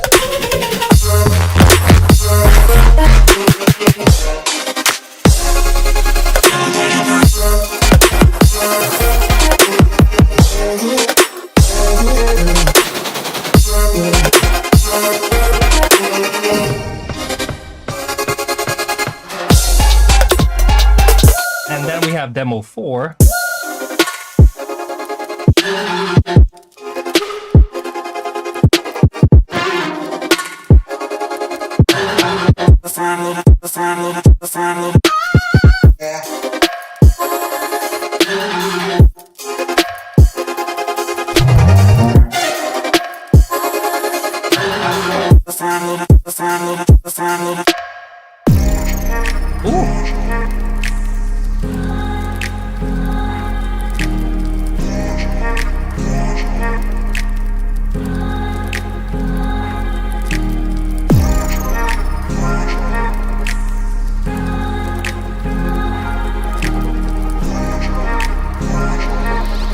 Oh, I don't want to hear no feedback.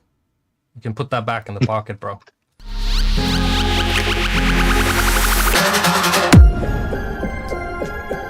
Hey, I'll read the feedback. Yeah.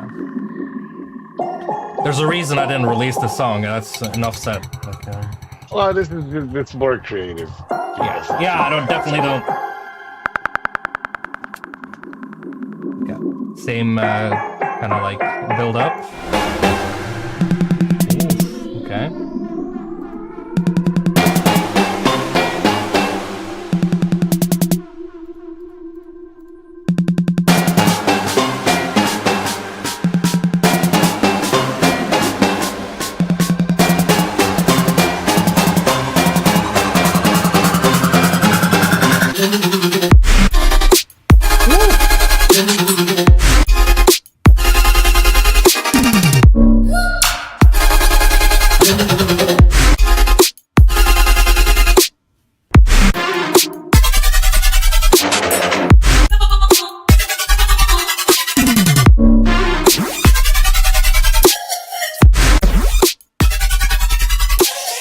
Yeah, so that was one of the early demos for Hex.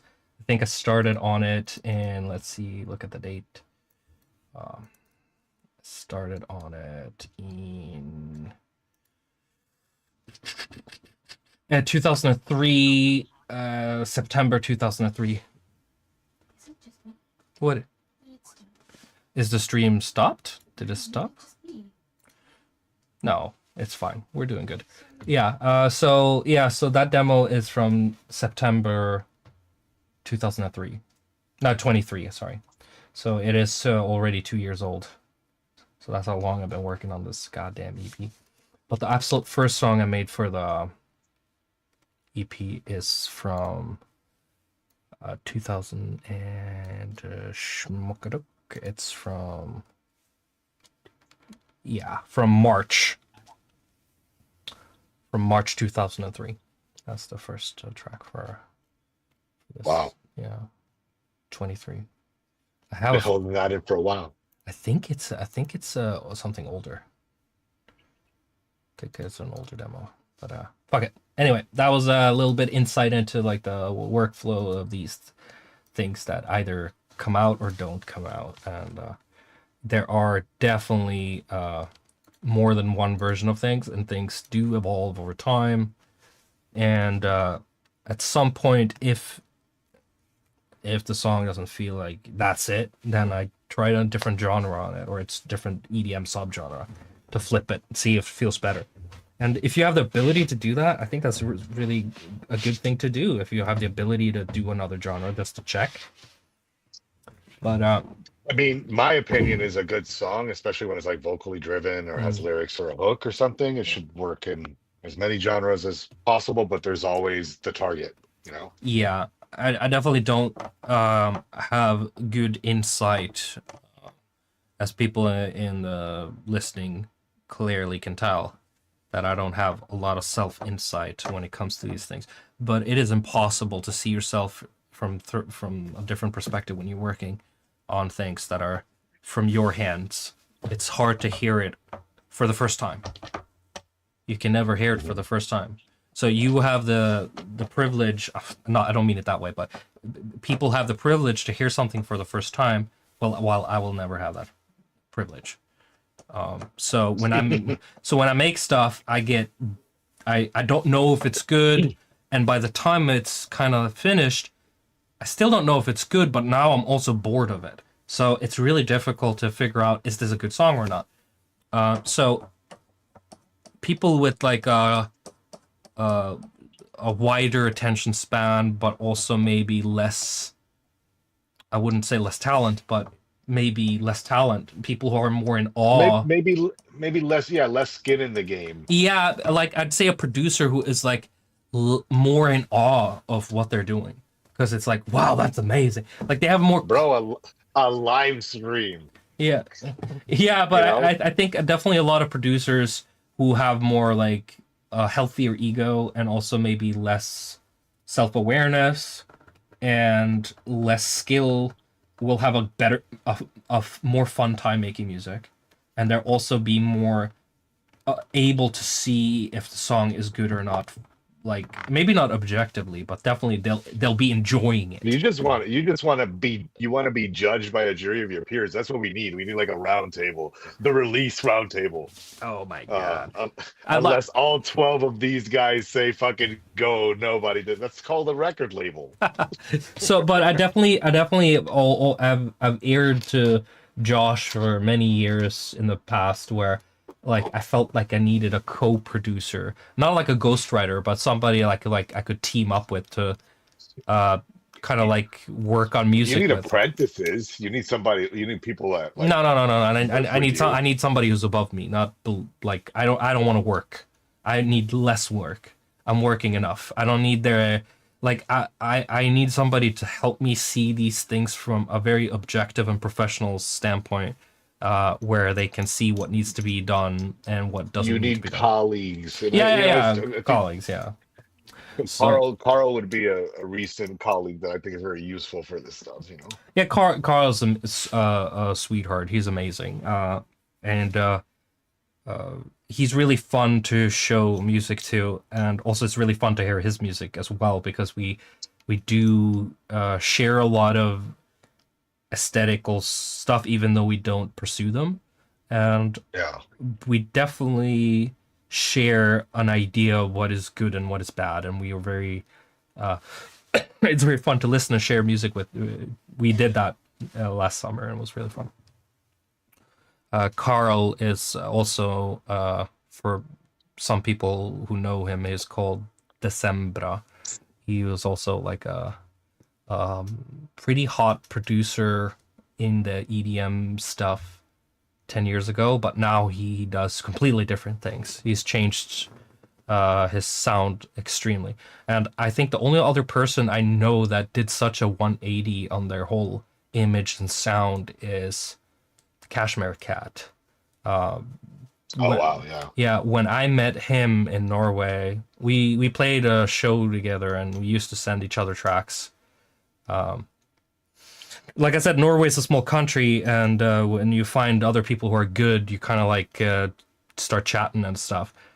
So back in 2008-7, we used to send each other tracks, and he was making French touch, like he was making French house and that sort of stuff. And then in 2012 or 11, I think he pivoted and got his, maybe it was earlier, but he changed his name to Cashmere Cat, and then started making more future trappy, hip hop inspired, mellow, lo-fi beats type thing, very futuristic, and it's hard to classify genre of what he was doing actually. But Good. then he started writing hit songs for Ariana Grande or whatever, and Selena Gomez, and he worked a lot with Benny Blanco on a bunch of tunes. I think they even crashed out in the same apartment in New York and did a lot of good stuff together. So he became like a basic. Yeah, he made Wolves for Kanye West as well. I think it was Wolves or it was another track. I'm not sure. I don't want to say anything certain, but yeah. So That's what Google's for, bro. yeah, so Cashmere Cat is a real good dude. But Carl and him, I feel, had a very similar, like they were making something very like what is happening now, and then they started making something that hasn't been. It's gonna happen soon. Like they pivoted to something that kind of is gonna happen soon, which means they're gonna be ahead of the curve. And Carl is also on that, where he's like very ahead of the curve. So yeah. I think you and Virtual Riot would do a good job. Yeah, I would love to do some stuff with him, and it would be fun to do some stuff with him that wasn't our That's calling card your core. dubstep. Yeah, the core stuff. I would love to see something completely fucking left field. Yeah, That would be awesome. I would love to try to do something that's You know, one out of of the my box. proudest releases, one of my proudest releases on Section Z was a collab between Virtual Riot and Mr. Bill called Thweck. Neither of them made stuff like this.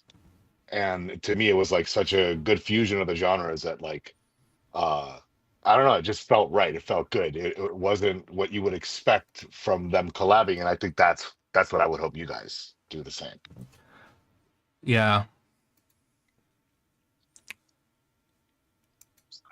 Yeah, I know it'll be fun. But he's busy and I'm busy, so it's up to him. He's a little bit more busy than I am, so he definitely gotta squeeze me into his calendar somehow.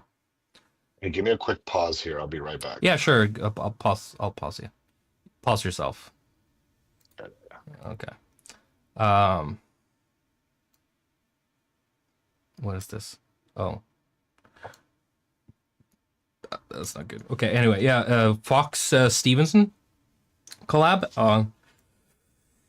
Never say never. That's what I gotta learn to do. I have to Google Fox Stevenson a little bit here. I don't remember anything.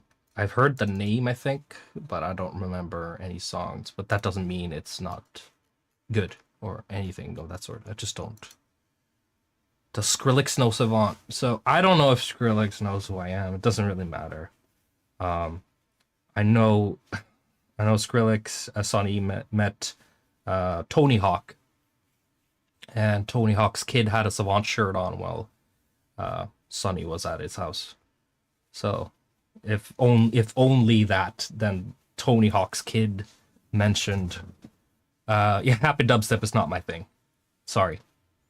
Dubstep is extremely narrow for me.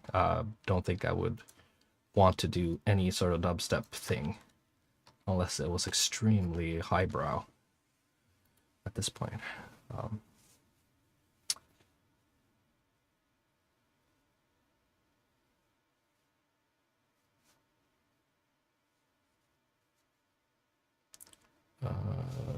Dance with the Dead? No, I don't know what that is. Do you dig Yasutaka Nakata? Well, that's the thing with Japanese names. Like, might have heard tons of shit with them, but I'm so bad with the Japanese names that is it like a rock artist, piano guy, uh, electronica, J-pop? No, I never heard it. Sorry. So no, I thought it was like a Castlevania composer or something for a second. I wasn't sure. Super humble jam genius called Ronald Janky. No, I haven't. Carpenter. What? Oh, yeah, I'm not super into synthwave really. J-pop is fun. My favorite uh favorite K-pop artist, not J-pop artist, is Kiaru. Is that her name? So bad with these things. Pomparu? Kiaru something. Yeah, city pop is like 80s Japanese cheese fusion. That's where it's at. Fucking anything that sounds like Wave Racer 64, dude. Chaotic Pump You. There you go. That's my jam. That is okay. If that is him, then that I love it.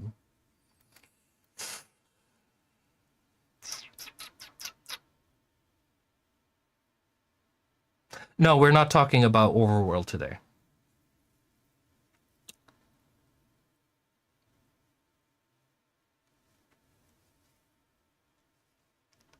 I don't know if dubstep if it's dead. I think it will always exist. I think saying something is dead just means that you don't fuck with it anymore.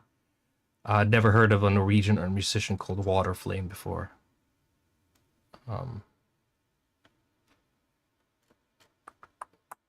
Hex 3 will be, when is it gonna be out? It's probably gonna be out. So if I start mastering it now, it'll probably be done to release upload in a week or two, and then from there on it'll be another 4 weeks. So 6 weeks from now. So maybe beginning of May. No, yeah, there's some dubstep that is great. It's just too many people doing garbage, so it just sounds like garbage, all of it.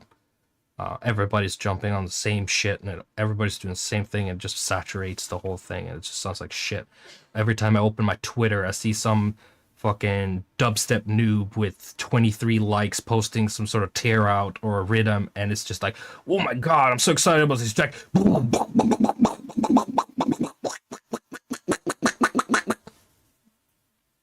Get the fuck out of here. It sounds like shit.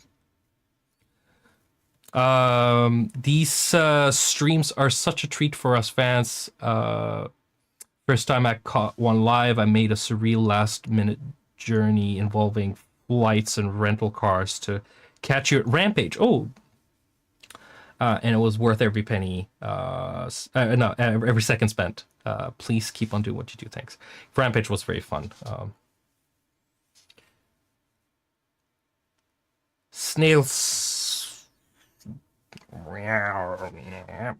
Duck step, yeah. Yeah, frogs are here. Yoy boys. Yeah, I've made IDM music. Hey, IDM is a very cool thing. If you listen to my album called Mom Machine, and I've also have an artist brand called Winter in Vegas. I've made tons of IDM. You should check that out. Mom Machine on YouTube. It's one of my proudest achievements as a producer. Bro, what? Oh, your stuff was most inspired by Spongle. So, as I just said, Winter in Vegas, I have some tracks called, fuck are they called again? Winter in Vegas. Let's see, Winter in Vegas. It's called, Mind Fighting. Oh, it's on the Mind Fighting. It's, like Snail and Toad, Mind Inside the Mind, Dangerously Confused. This works. Typhoon, Tissue, Magnetic Brain Part. Those are like little Spongle inspired stuff, but not like sweet. Like Spongle is sweet. He'll tickle you. I'll tickle you. Well, this stuff will like harm you. Exploding Plastics is one of my favorite groups of all time. They're a Norwegian fusion jazz breakbeat group. They're amazing. Some of my favorite music ever. I have a track on Krang called something noir. Fucking Krang Noir. What was it called again? I've made so many tracks I don't even remember my own track name. It's called Bella Noir. Yeah, that one is very inspired by Exploding Plastics. If you ever went rogue, where'd you go? What the fuck does that mean? You know what? If you ever went rogue, he'd probably be doing like fucking R&B. Oh, you mean genre-wise? Not country? Like, if I went rogue, I would make metal again or something. I don't know, but I would make like fucking Limp Bizkit music for the rest of my life. It was Sweet Off Jester not inspired by Spongle? No, it was not inspired by Spongle.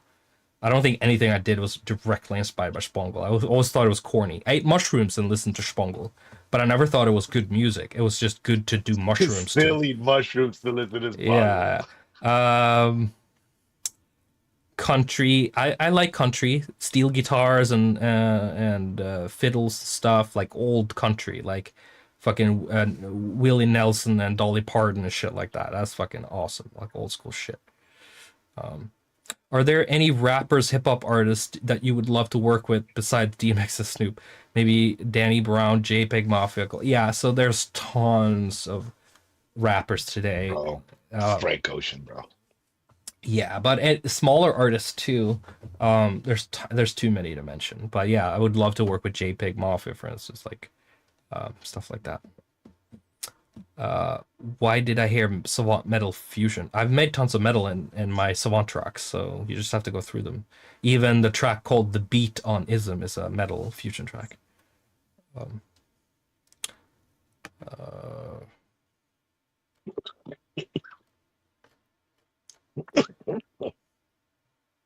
Josh has a fancy pipe. Swanner is my OG rapper, and so is Eric, aka Gino, aka Egos.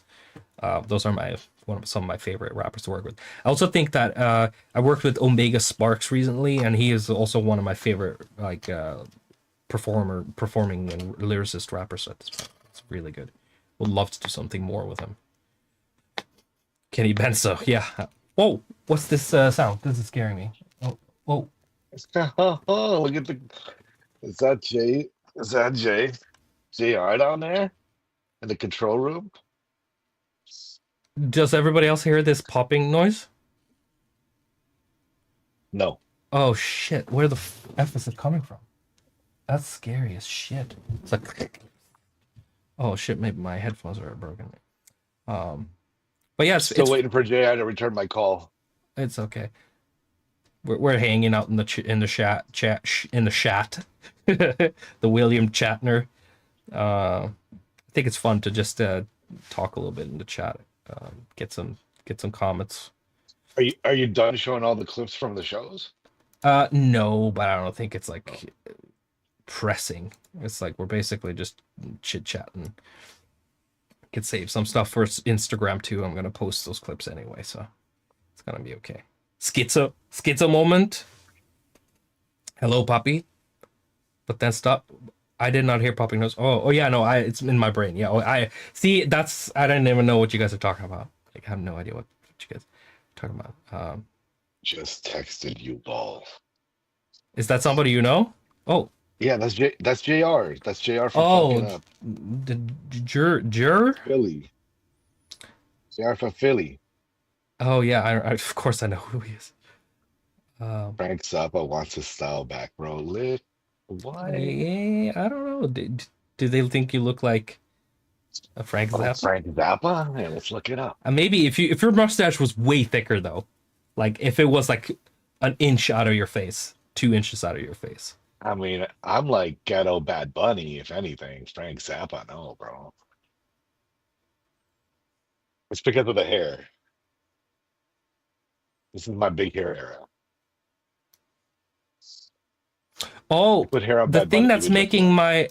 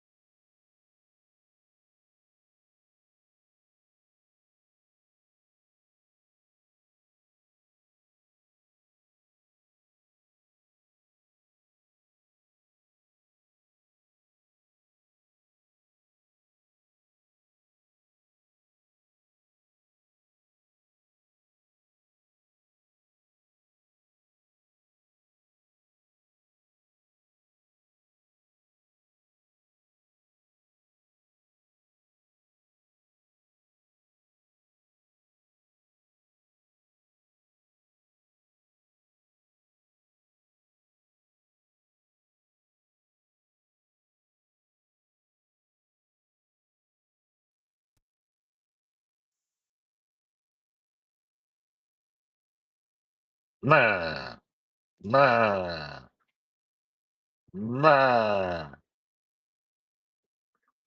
man. Okay, they can hear me, but you're muted to me on WhatsApp. Man,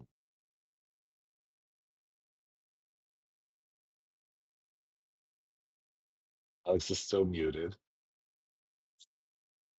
Man, fix the audio. Man, nobody's gonna enjoy this part of the stream. Man.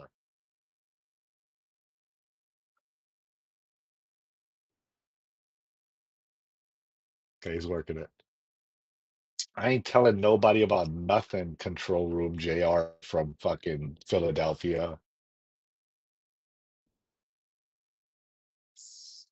We already talked about the early shows.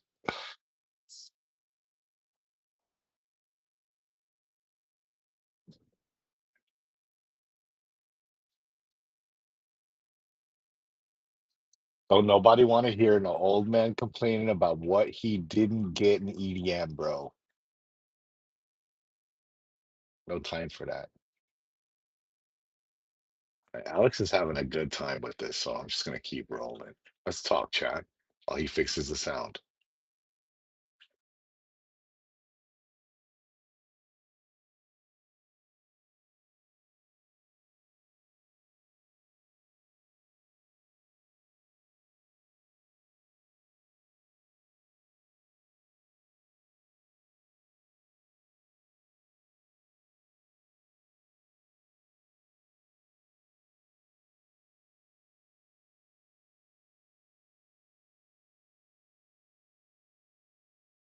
I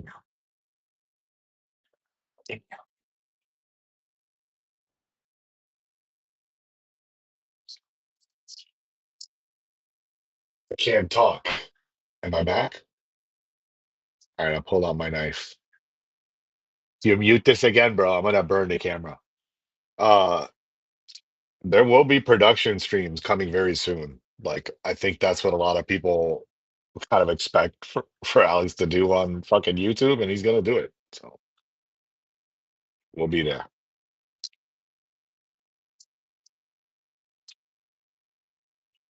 Okay, I'm back. So yeah, JR brought Alex out to the US, one of the first shows he had out there. And I've been a supporter ever since.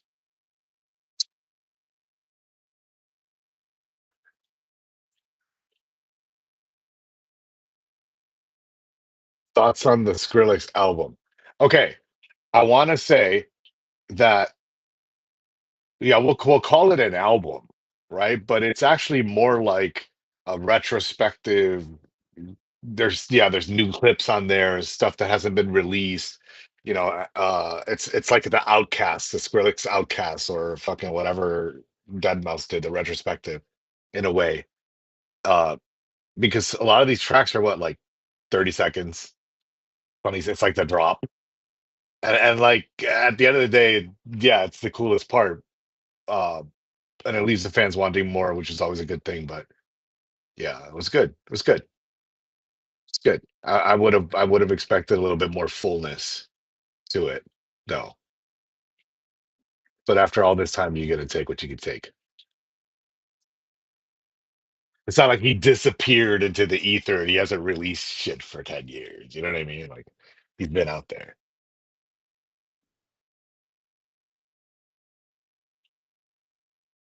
There's one track on that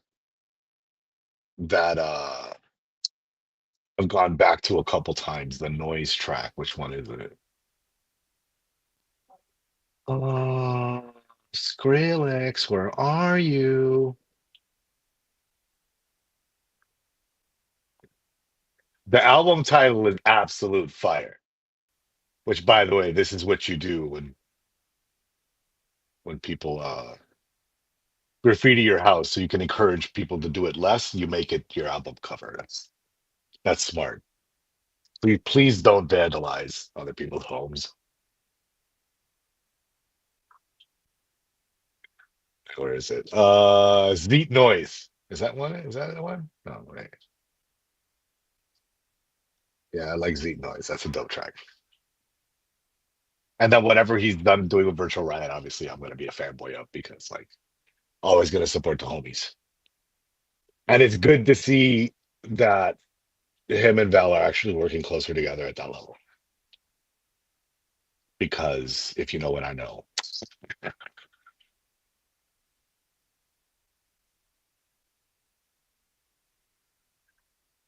Alex is struggling, but we're keeping the chat alive. He said, he literally said, I know what's causing it, and then he fucking destroyed the audio. But you know what? The stream didn't fall. So at least we're surviving some catastrophes. I am still muted on the WhatsApp, but he's hearing me through the stream.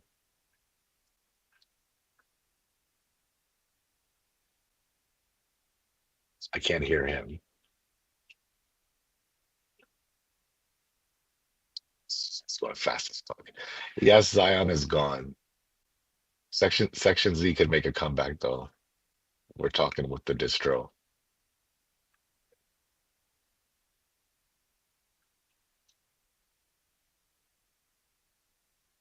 Second pair of headphones to your microphone. Your mic is crap. The bad. Oh, it looks like yeah. Is the mic die? No, no way. That's like a good mic. Good mic die too.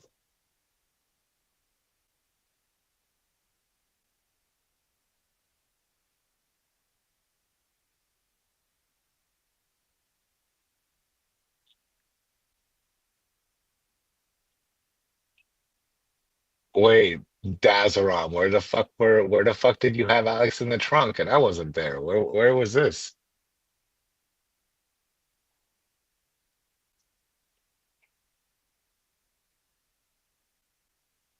Fake news.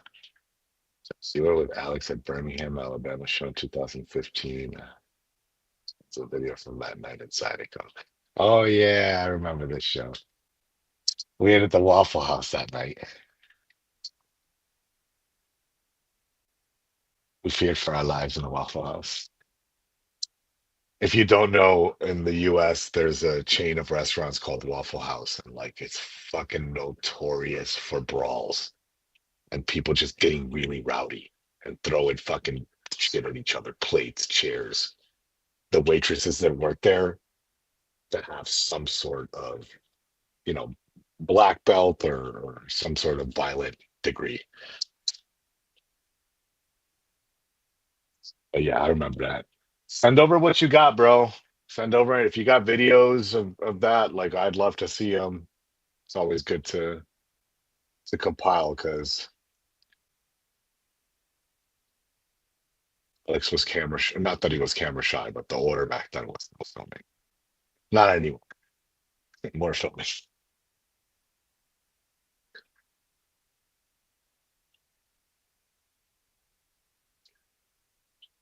Waffle House was the birthplace of the UFC.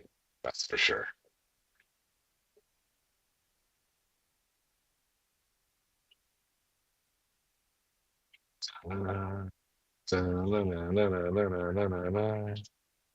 He's trying to talk. Token music producer. Whoa. Hope we can read my donation before it disappears. What? What? I got you. Whoa. Hey, you followed me years ago on Twitter, but sadly, some hating loser kid got it banned. I was the one who remixed Gesture. You have a big influence on my music, and I'm glad I found you in 2012. What was the artist name? No, how are you gonna remix Jester in 2000? No, you found him in 2012. Okay, I'm sorry.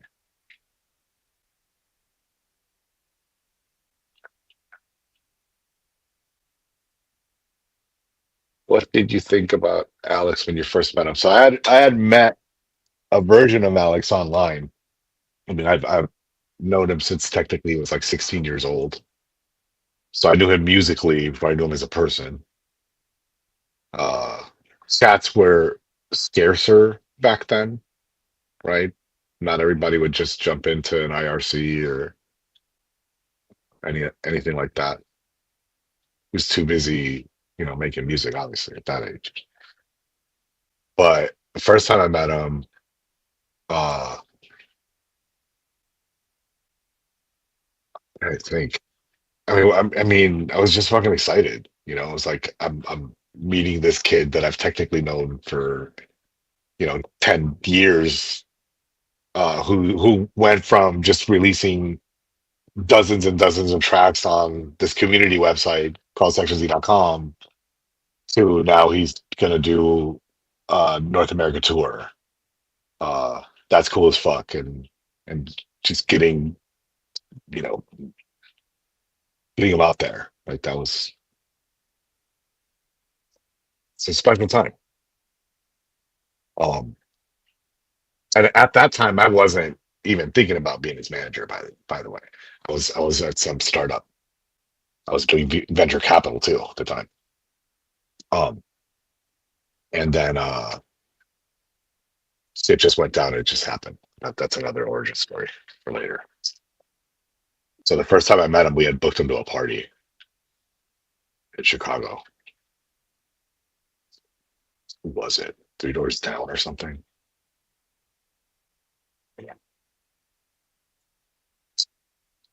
Okay. Mike being used in another program. There's all sorts of stuff going on here, guys. Oh, yep. No, he's so quiet. Yeah, Bottom Lounge, Chicago. That's where he played the first time here. Well, officially. Before that, it was like a ballroom.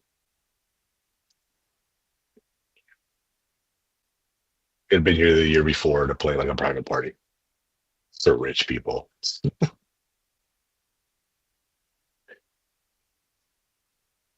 Ah, not working. Can't hear you.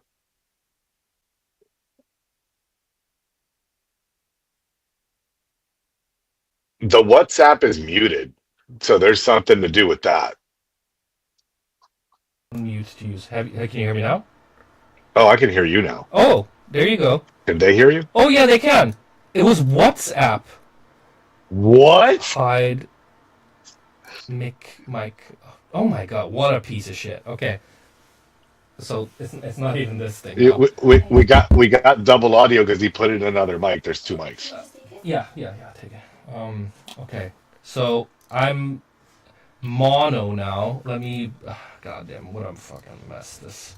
You're good now. There's no double anymore. Sorry. I'm gonna put myself on mono real quick. There we go.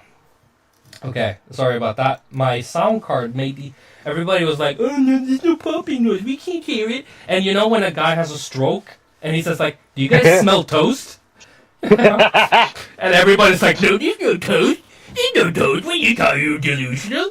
And then he's just like, and then you guys go like, "Oh my god, he's fucking having a stroke." So that's literally what I just went through, and everybody's like, oh, "Come on, what's wrong with you? Why are you acting like this? Why is the mic not Oh, working?" I'm working jeez. my ass off, plugging out everything, reinstalling shit, fucking getting new mics in the room. Everybody's just judging and being impatient and jumping on me. So, but it was WhatsApp that we're using to stream Josh with. We should try StreamYard. I just had a good stream with You should StreamYard. try StreamYard. I'm fine. I'm doing great. Is it because we both can connect to StreamYard? You mean? W- We need to send the contents of my microphone over to you directly. Oh, that sort of stuff. Okay. I don't Yeah, know. there's no need for all the jumps. Oh my god, this is Anyway, like late '90s webcam shit going on right now. Oh my god. I like it. I like Yeah. it. It's a good vibe right now. Yeah. Why Holy not? shit. Fuck. Yo, bro, coming straight from my grandparents' basement. What's up? Show my new tunes. Tunes from Space, Volume 6. That would be. Hey, token music producer, you got to tell me who you were on You're Twitter talking. or Are you whatever. still? Are you lost in the chat right now? Because I'm not. No, no, we're back. We're back up to date. I was just letting him know, like, because Oh, he, okay. he said that he had an account. He remixed something. Okay. Let's just read through. I just need to catch up here real quick. So Token said something. Hey, you followed me years ago on Twitter, but sadly, some hating loser kid got it banned. I was. I remember. Kind of. Kind Those of. were terrible. Those were terrible days on Twitter. Everybody was like fucking mad at everybody for fucking everything. I think it's worse now. Everybody's Well, I super think it's mad. just all the mad people are left. I guess we're part of the angry crew. Yeah, no, it's definitely been like a political split on Twitter. I'm very apolitical by nature because I don't want to let myself stoop down to the level of who's gonna whip. Who do I want who do I want to get whipped by? That's not a dice throw like I care Yeah, about. bro, we should run for office, bro. Listen, I was about Illuminati shit back in 2009. I was like I saw it, and before woke meant uh, inclusive and shit. Woke used to mean conspiracy awareness. Literally Yeah. 2009, 10. If you said, "Oh, dude, that guy's woke," that meant that guy knew who the Illuminati was. The That's the what that meant back definition then. of woke has It changed like changed. three or It did four change. times in the last like fucking decade alone, Yeah, yeah. bro. So yeah, but back when I was a kid, woke meant you know who's running the show, and you know everything is in vain. Just eat your lunch, shut the fuck up, and stare down, do your thing, or you fight the system. Good luck with that. So the only conclusion I got to logically, if you want to fight the system, is to create a dynasty on your own and have a pure bloodline that becomes billionaires. And over 600 years, maybe, or 400 years, you'll be either part of that clique or you will destroy it and become your own. But by that time, everybody's corrupted. You know, if you have nepo babies, they're gonna lose the passion. You know, if fucking every nepo baby, they kind of lose. Like they grow up with fucking. They're not hungry. So if I have kids and create a dynasty and well we're gonna save the world, everybody's just gonna get like, oh, but we're billionaires. Who cares? Like, I don't have any struggles. Wait. I'm gonna go hang out with Elon now. So yeah, Later. I don't know. I don't know why we started talking about that, but Anyway, anyway. But yeah, so anyway. so we're back. Yeah, so basically next week I'm gonna do a little production stream. maybe Josh gonna hang out in the chat, do some recon, and then because I have my buddy Mac wanted me to show him some Serum stuff, and I was like, I've been thinking about like maybe I should do a screen share with him on Discord, but it would also be fun to do something on Wood life. on the thing because there is like I think the last 2-3 years I've been doing so much goddamn flipping sound design. It's insane. I kind of want to show you how I do that stuff, and so yeah, just like all kinds of stuff, from old school sounds, modern sounds, all kinds of stuff. Oh my god, I'm opening the worst folders too.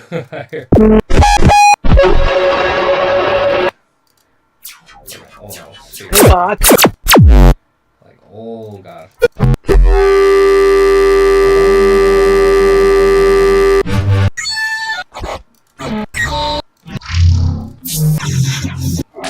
But yeah, go through some techniques to create some more interesting sound design and some more straight.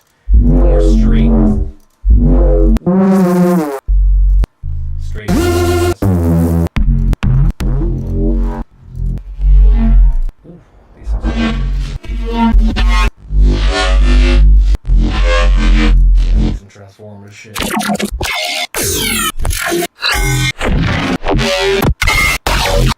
So yeah, I made so many sounds for the Hex albums. It's crazy.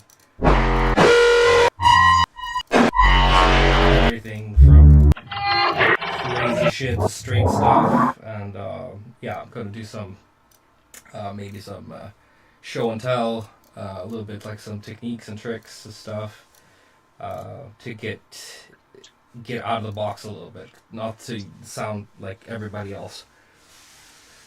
But yeah, I don't know, either that or I'm gonna make a song or something, make some elevator music maybe. I think I've always wanted to do like a stream where I just make some soft jazz, you know, like some Wii shop background music stuff. I love that stuff, bro. You also have a super chat asking you for another cut from the Vex album. From the Vex album? What? Excuse me? Excuse me? Okay, let me see. Can you show us another track Vex folder that didn't make the cut? Oh, none of them made the cut. It's never released. You mean Hex, right? Or yeah. We're switching. We can switch it to X. Yeah, Vex and Hex are two very different things. So I think from Vex for sure, not from the Hex for sure, but not the other one.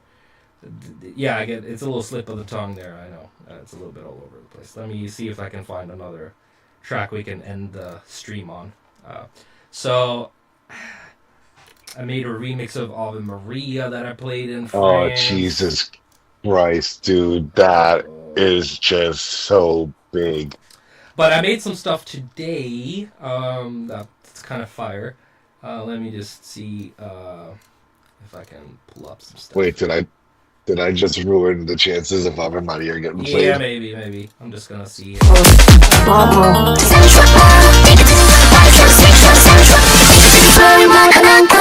We want an encore.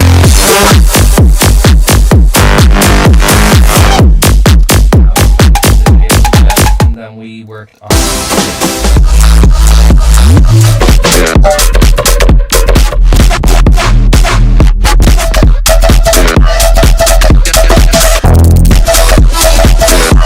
Worked on that yesterday. I worked.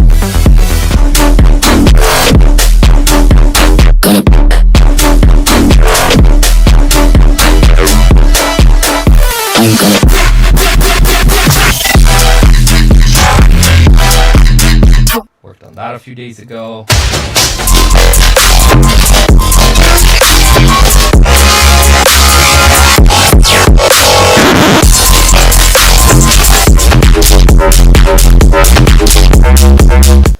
on that a few days ago.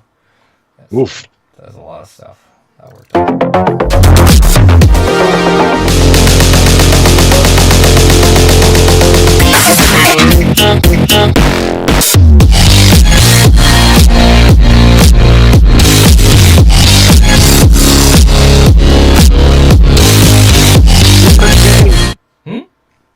I You made got too much that. gain on the beat.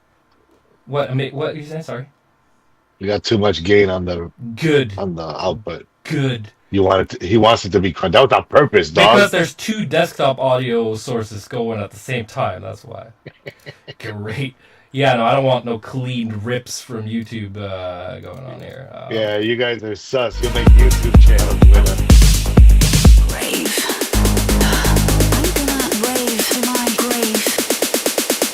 I'm gonna rave to my grave.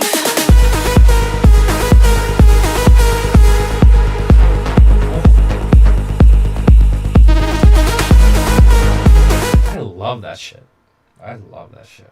I'm sorry. But I do. I do love that shit. My grave.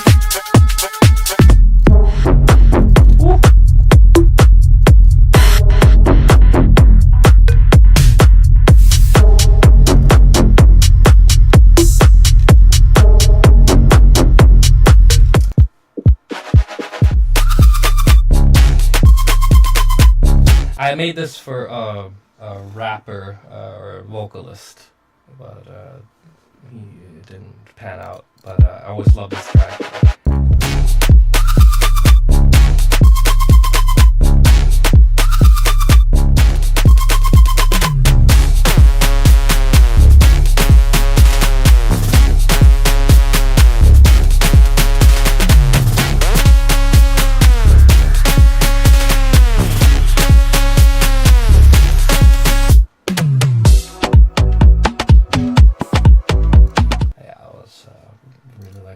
This is also a track I removed from the Hex thing, but I always thought it was really cool.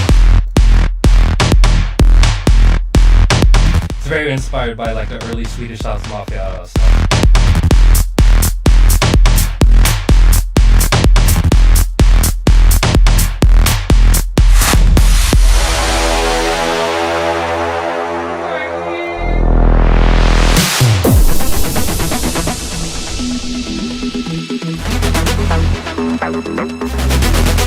Whatever. I'm skipping. There we go.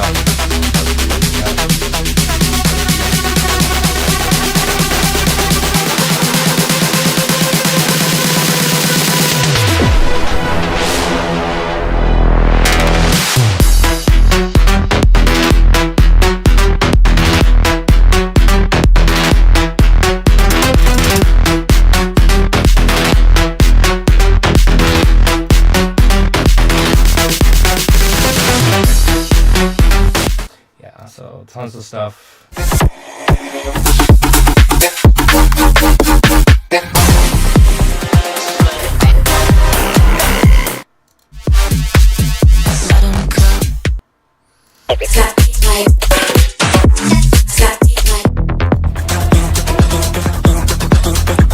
Shit, I'm skipping a lot, but I love skipping a lot. Like, you have no idea. I feel adrenaline. DJ skips a lot, bro. Yeah.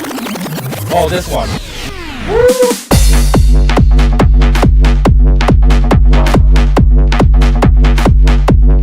Like this one.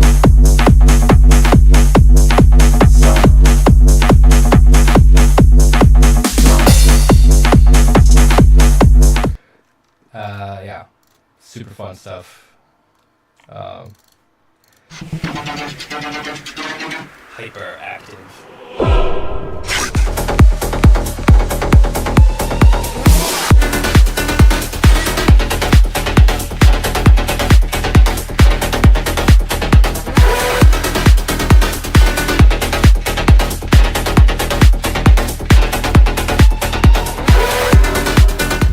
Oh yeah, the ending of this one's fucking.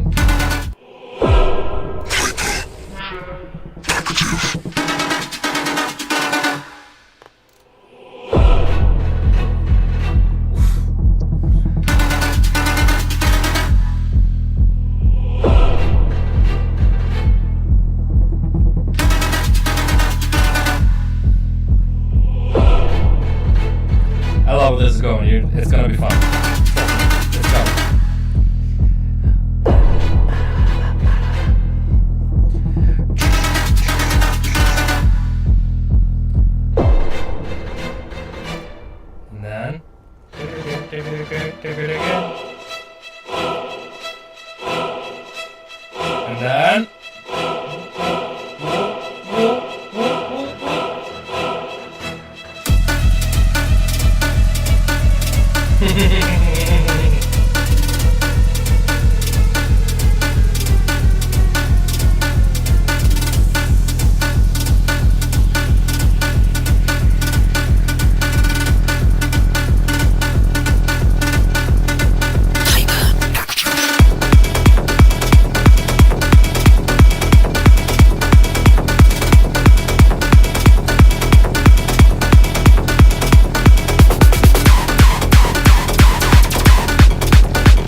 Yeah, just having fun. Just some bullshit.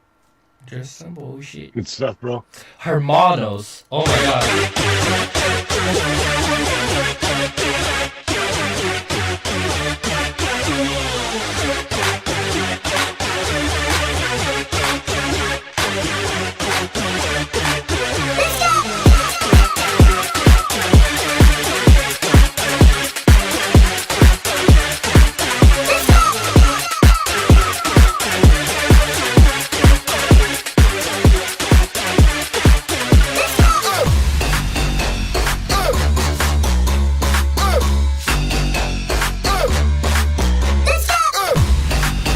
Yeah, anyway.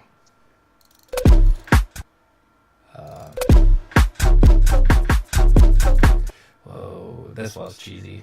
You leave me speechless, cause I don't know what to say.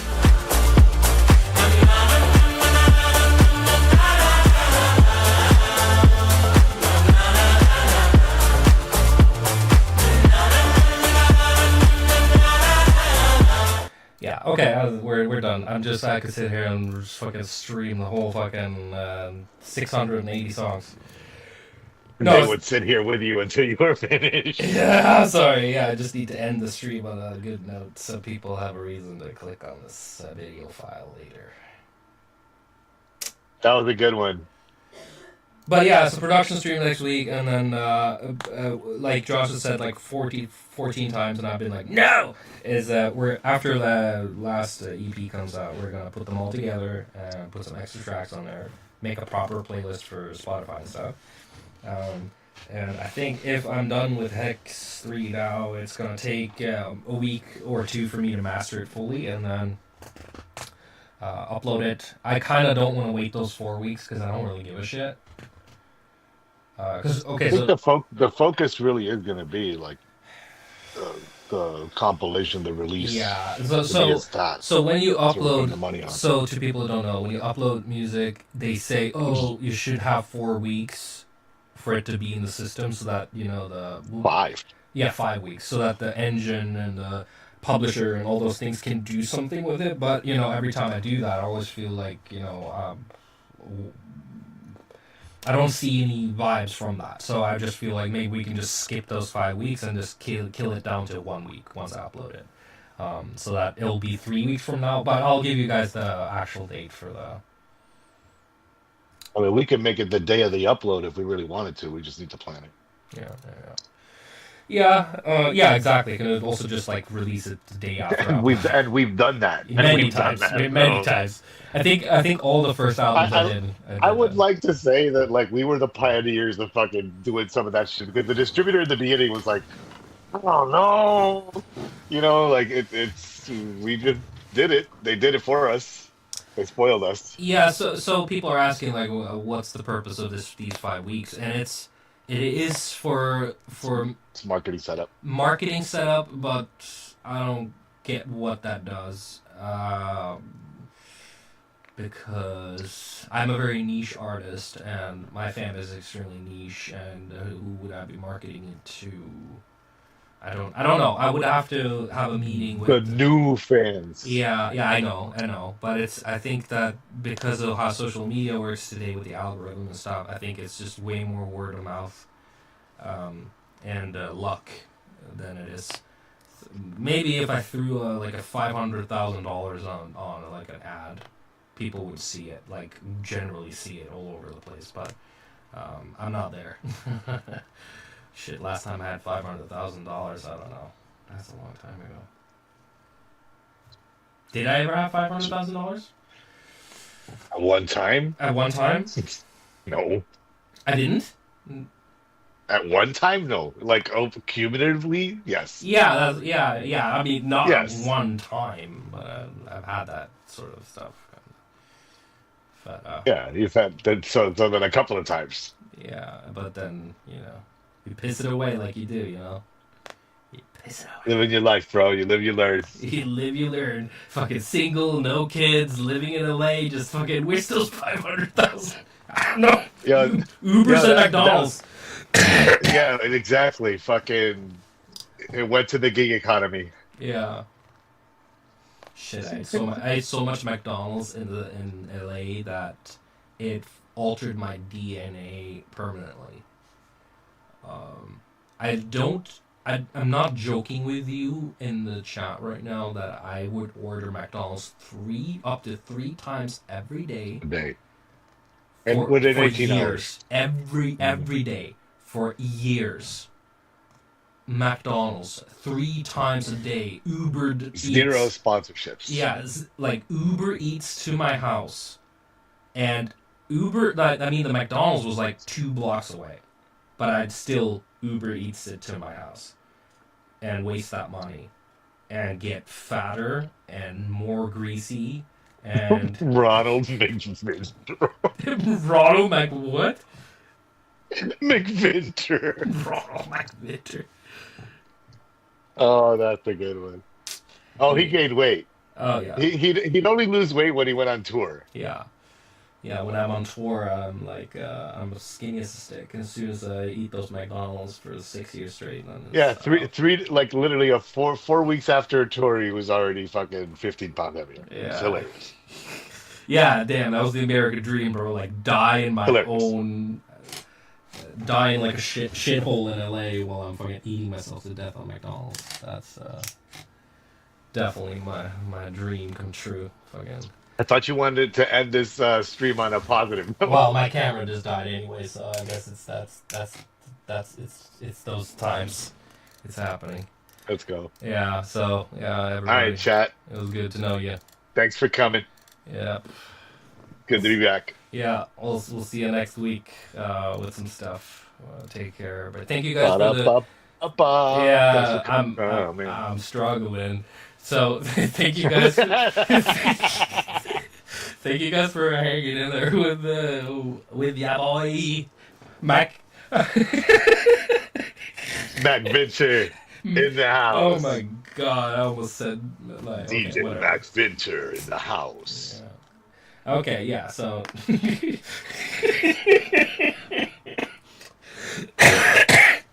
Okay, Kenny Benso out.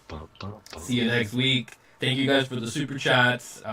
Really appreciate it. Letter your voice. Yeah, thank you, Bark. I appreciate it. You've been supporting me. I'm hanging around. Oh, yeah. I'm just hanging around. Okay. Well, yeah. Next week we'll do some music stuff. The production. Let's Yeah. go. Okay. Thank you, Josh, for Spread the coming. news. Thank you, Josh, Always for good, bro. coming. And Hey, don't forget to like and subscribe and all the other stuff, guys. oh, damn, we're there already. We gotta do that YouTube. We gotta do that YouTube stuff. That reminds me, I've got to make thumbnails after this shit too. Gotta make the thumbnails. I mean, there's been a lot of crazy faces today. It shouldn't be hard. Yeah. Okay. Oh my god. Okay. Bye. All right. Okay, Bye. Bye. I guess. Bye. Bye. And we're.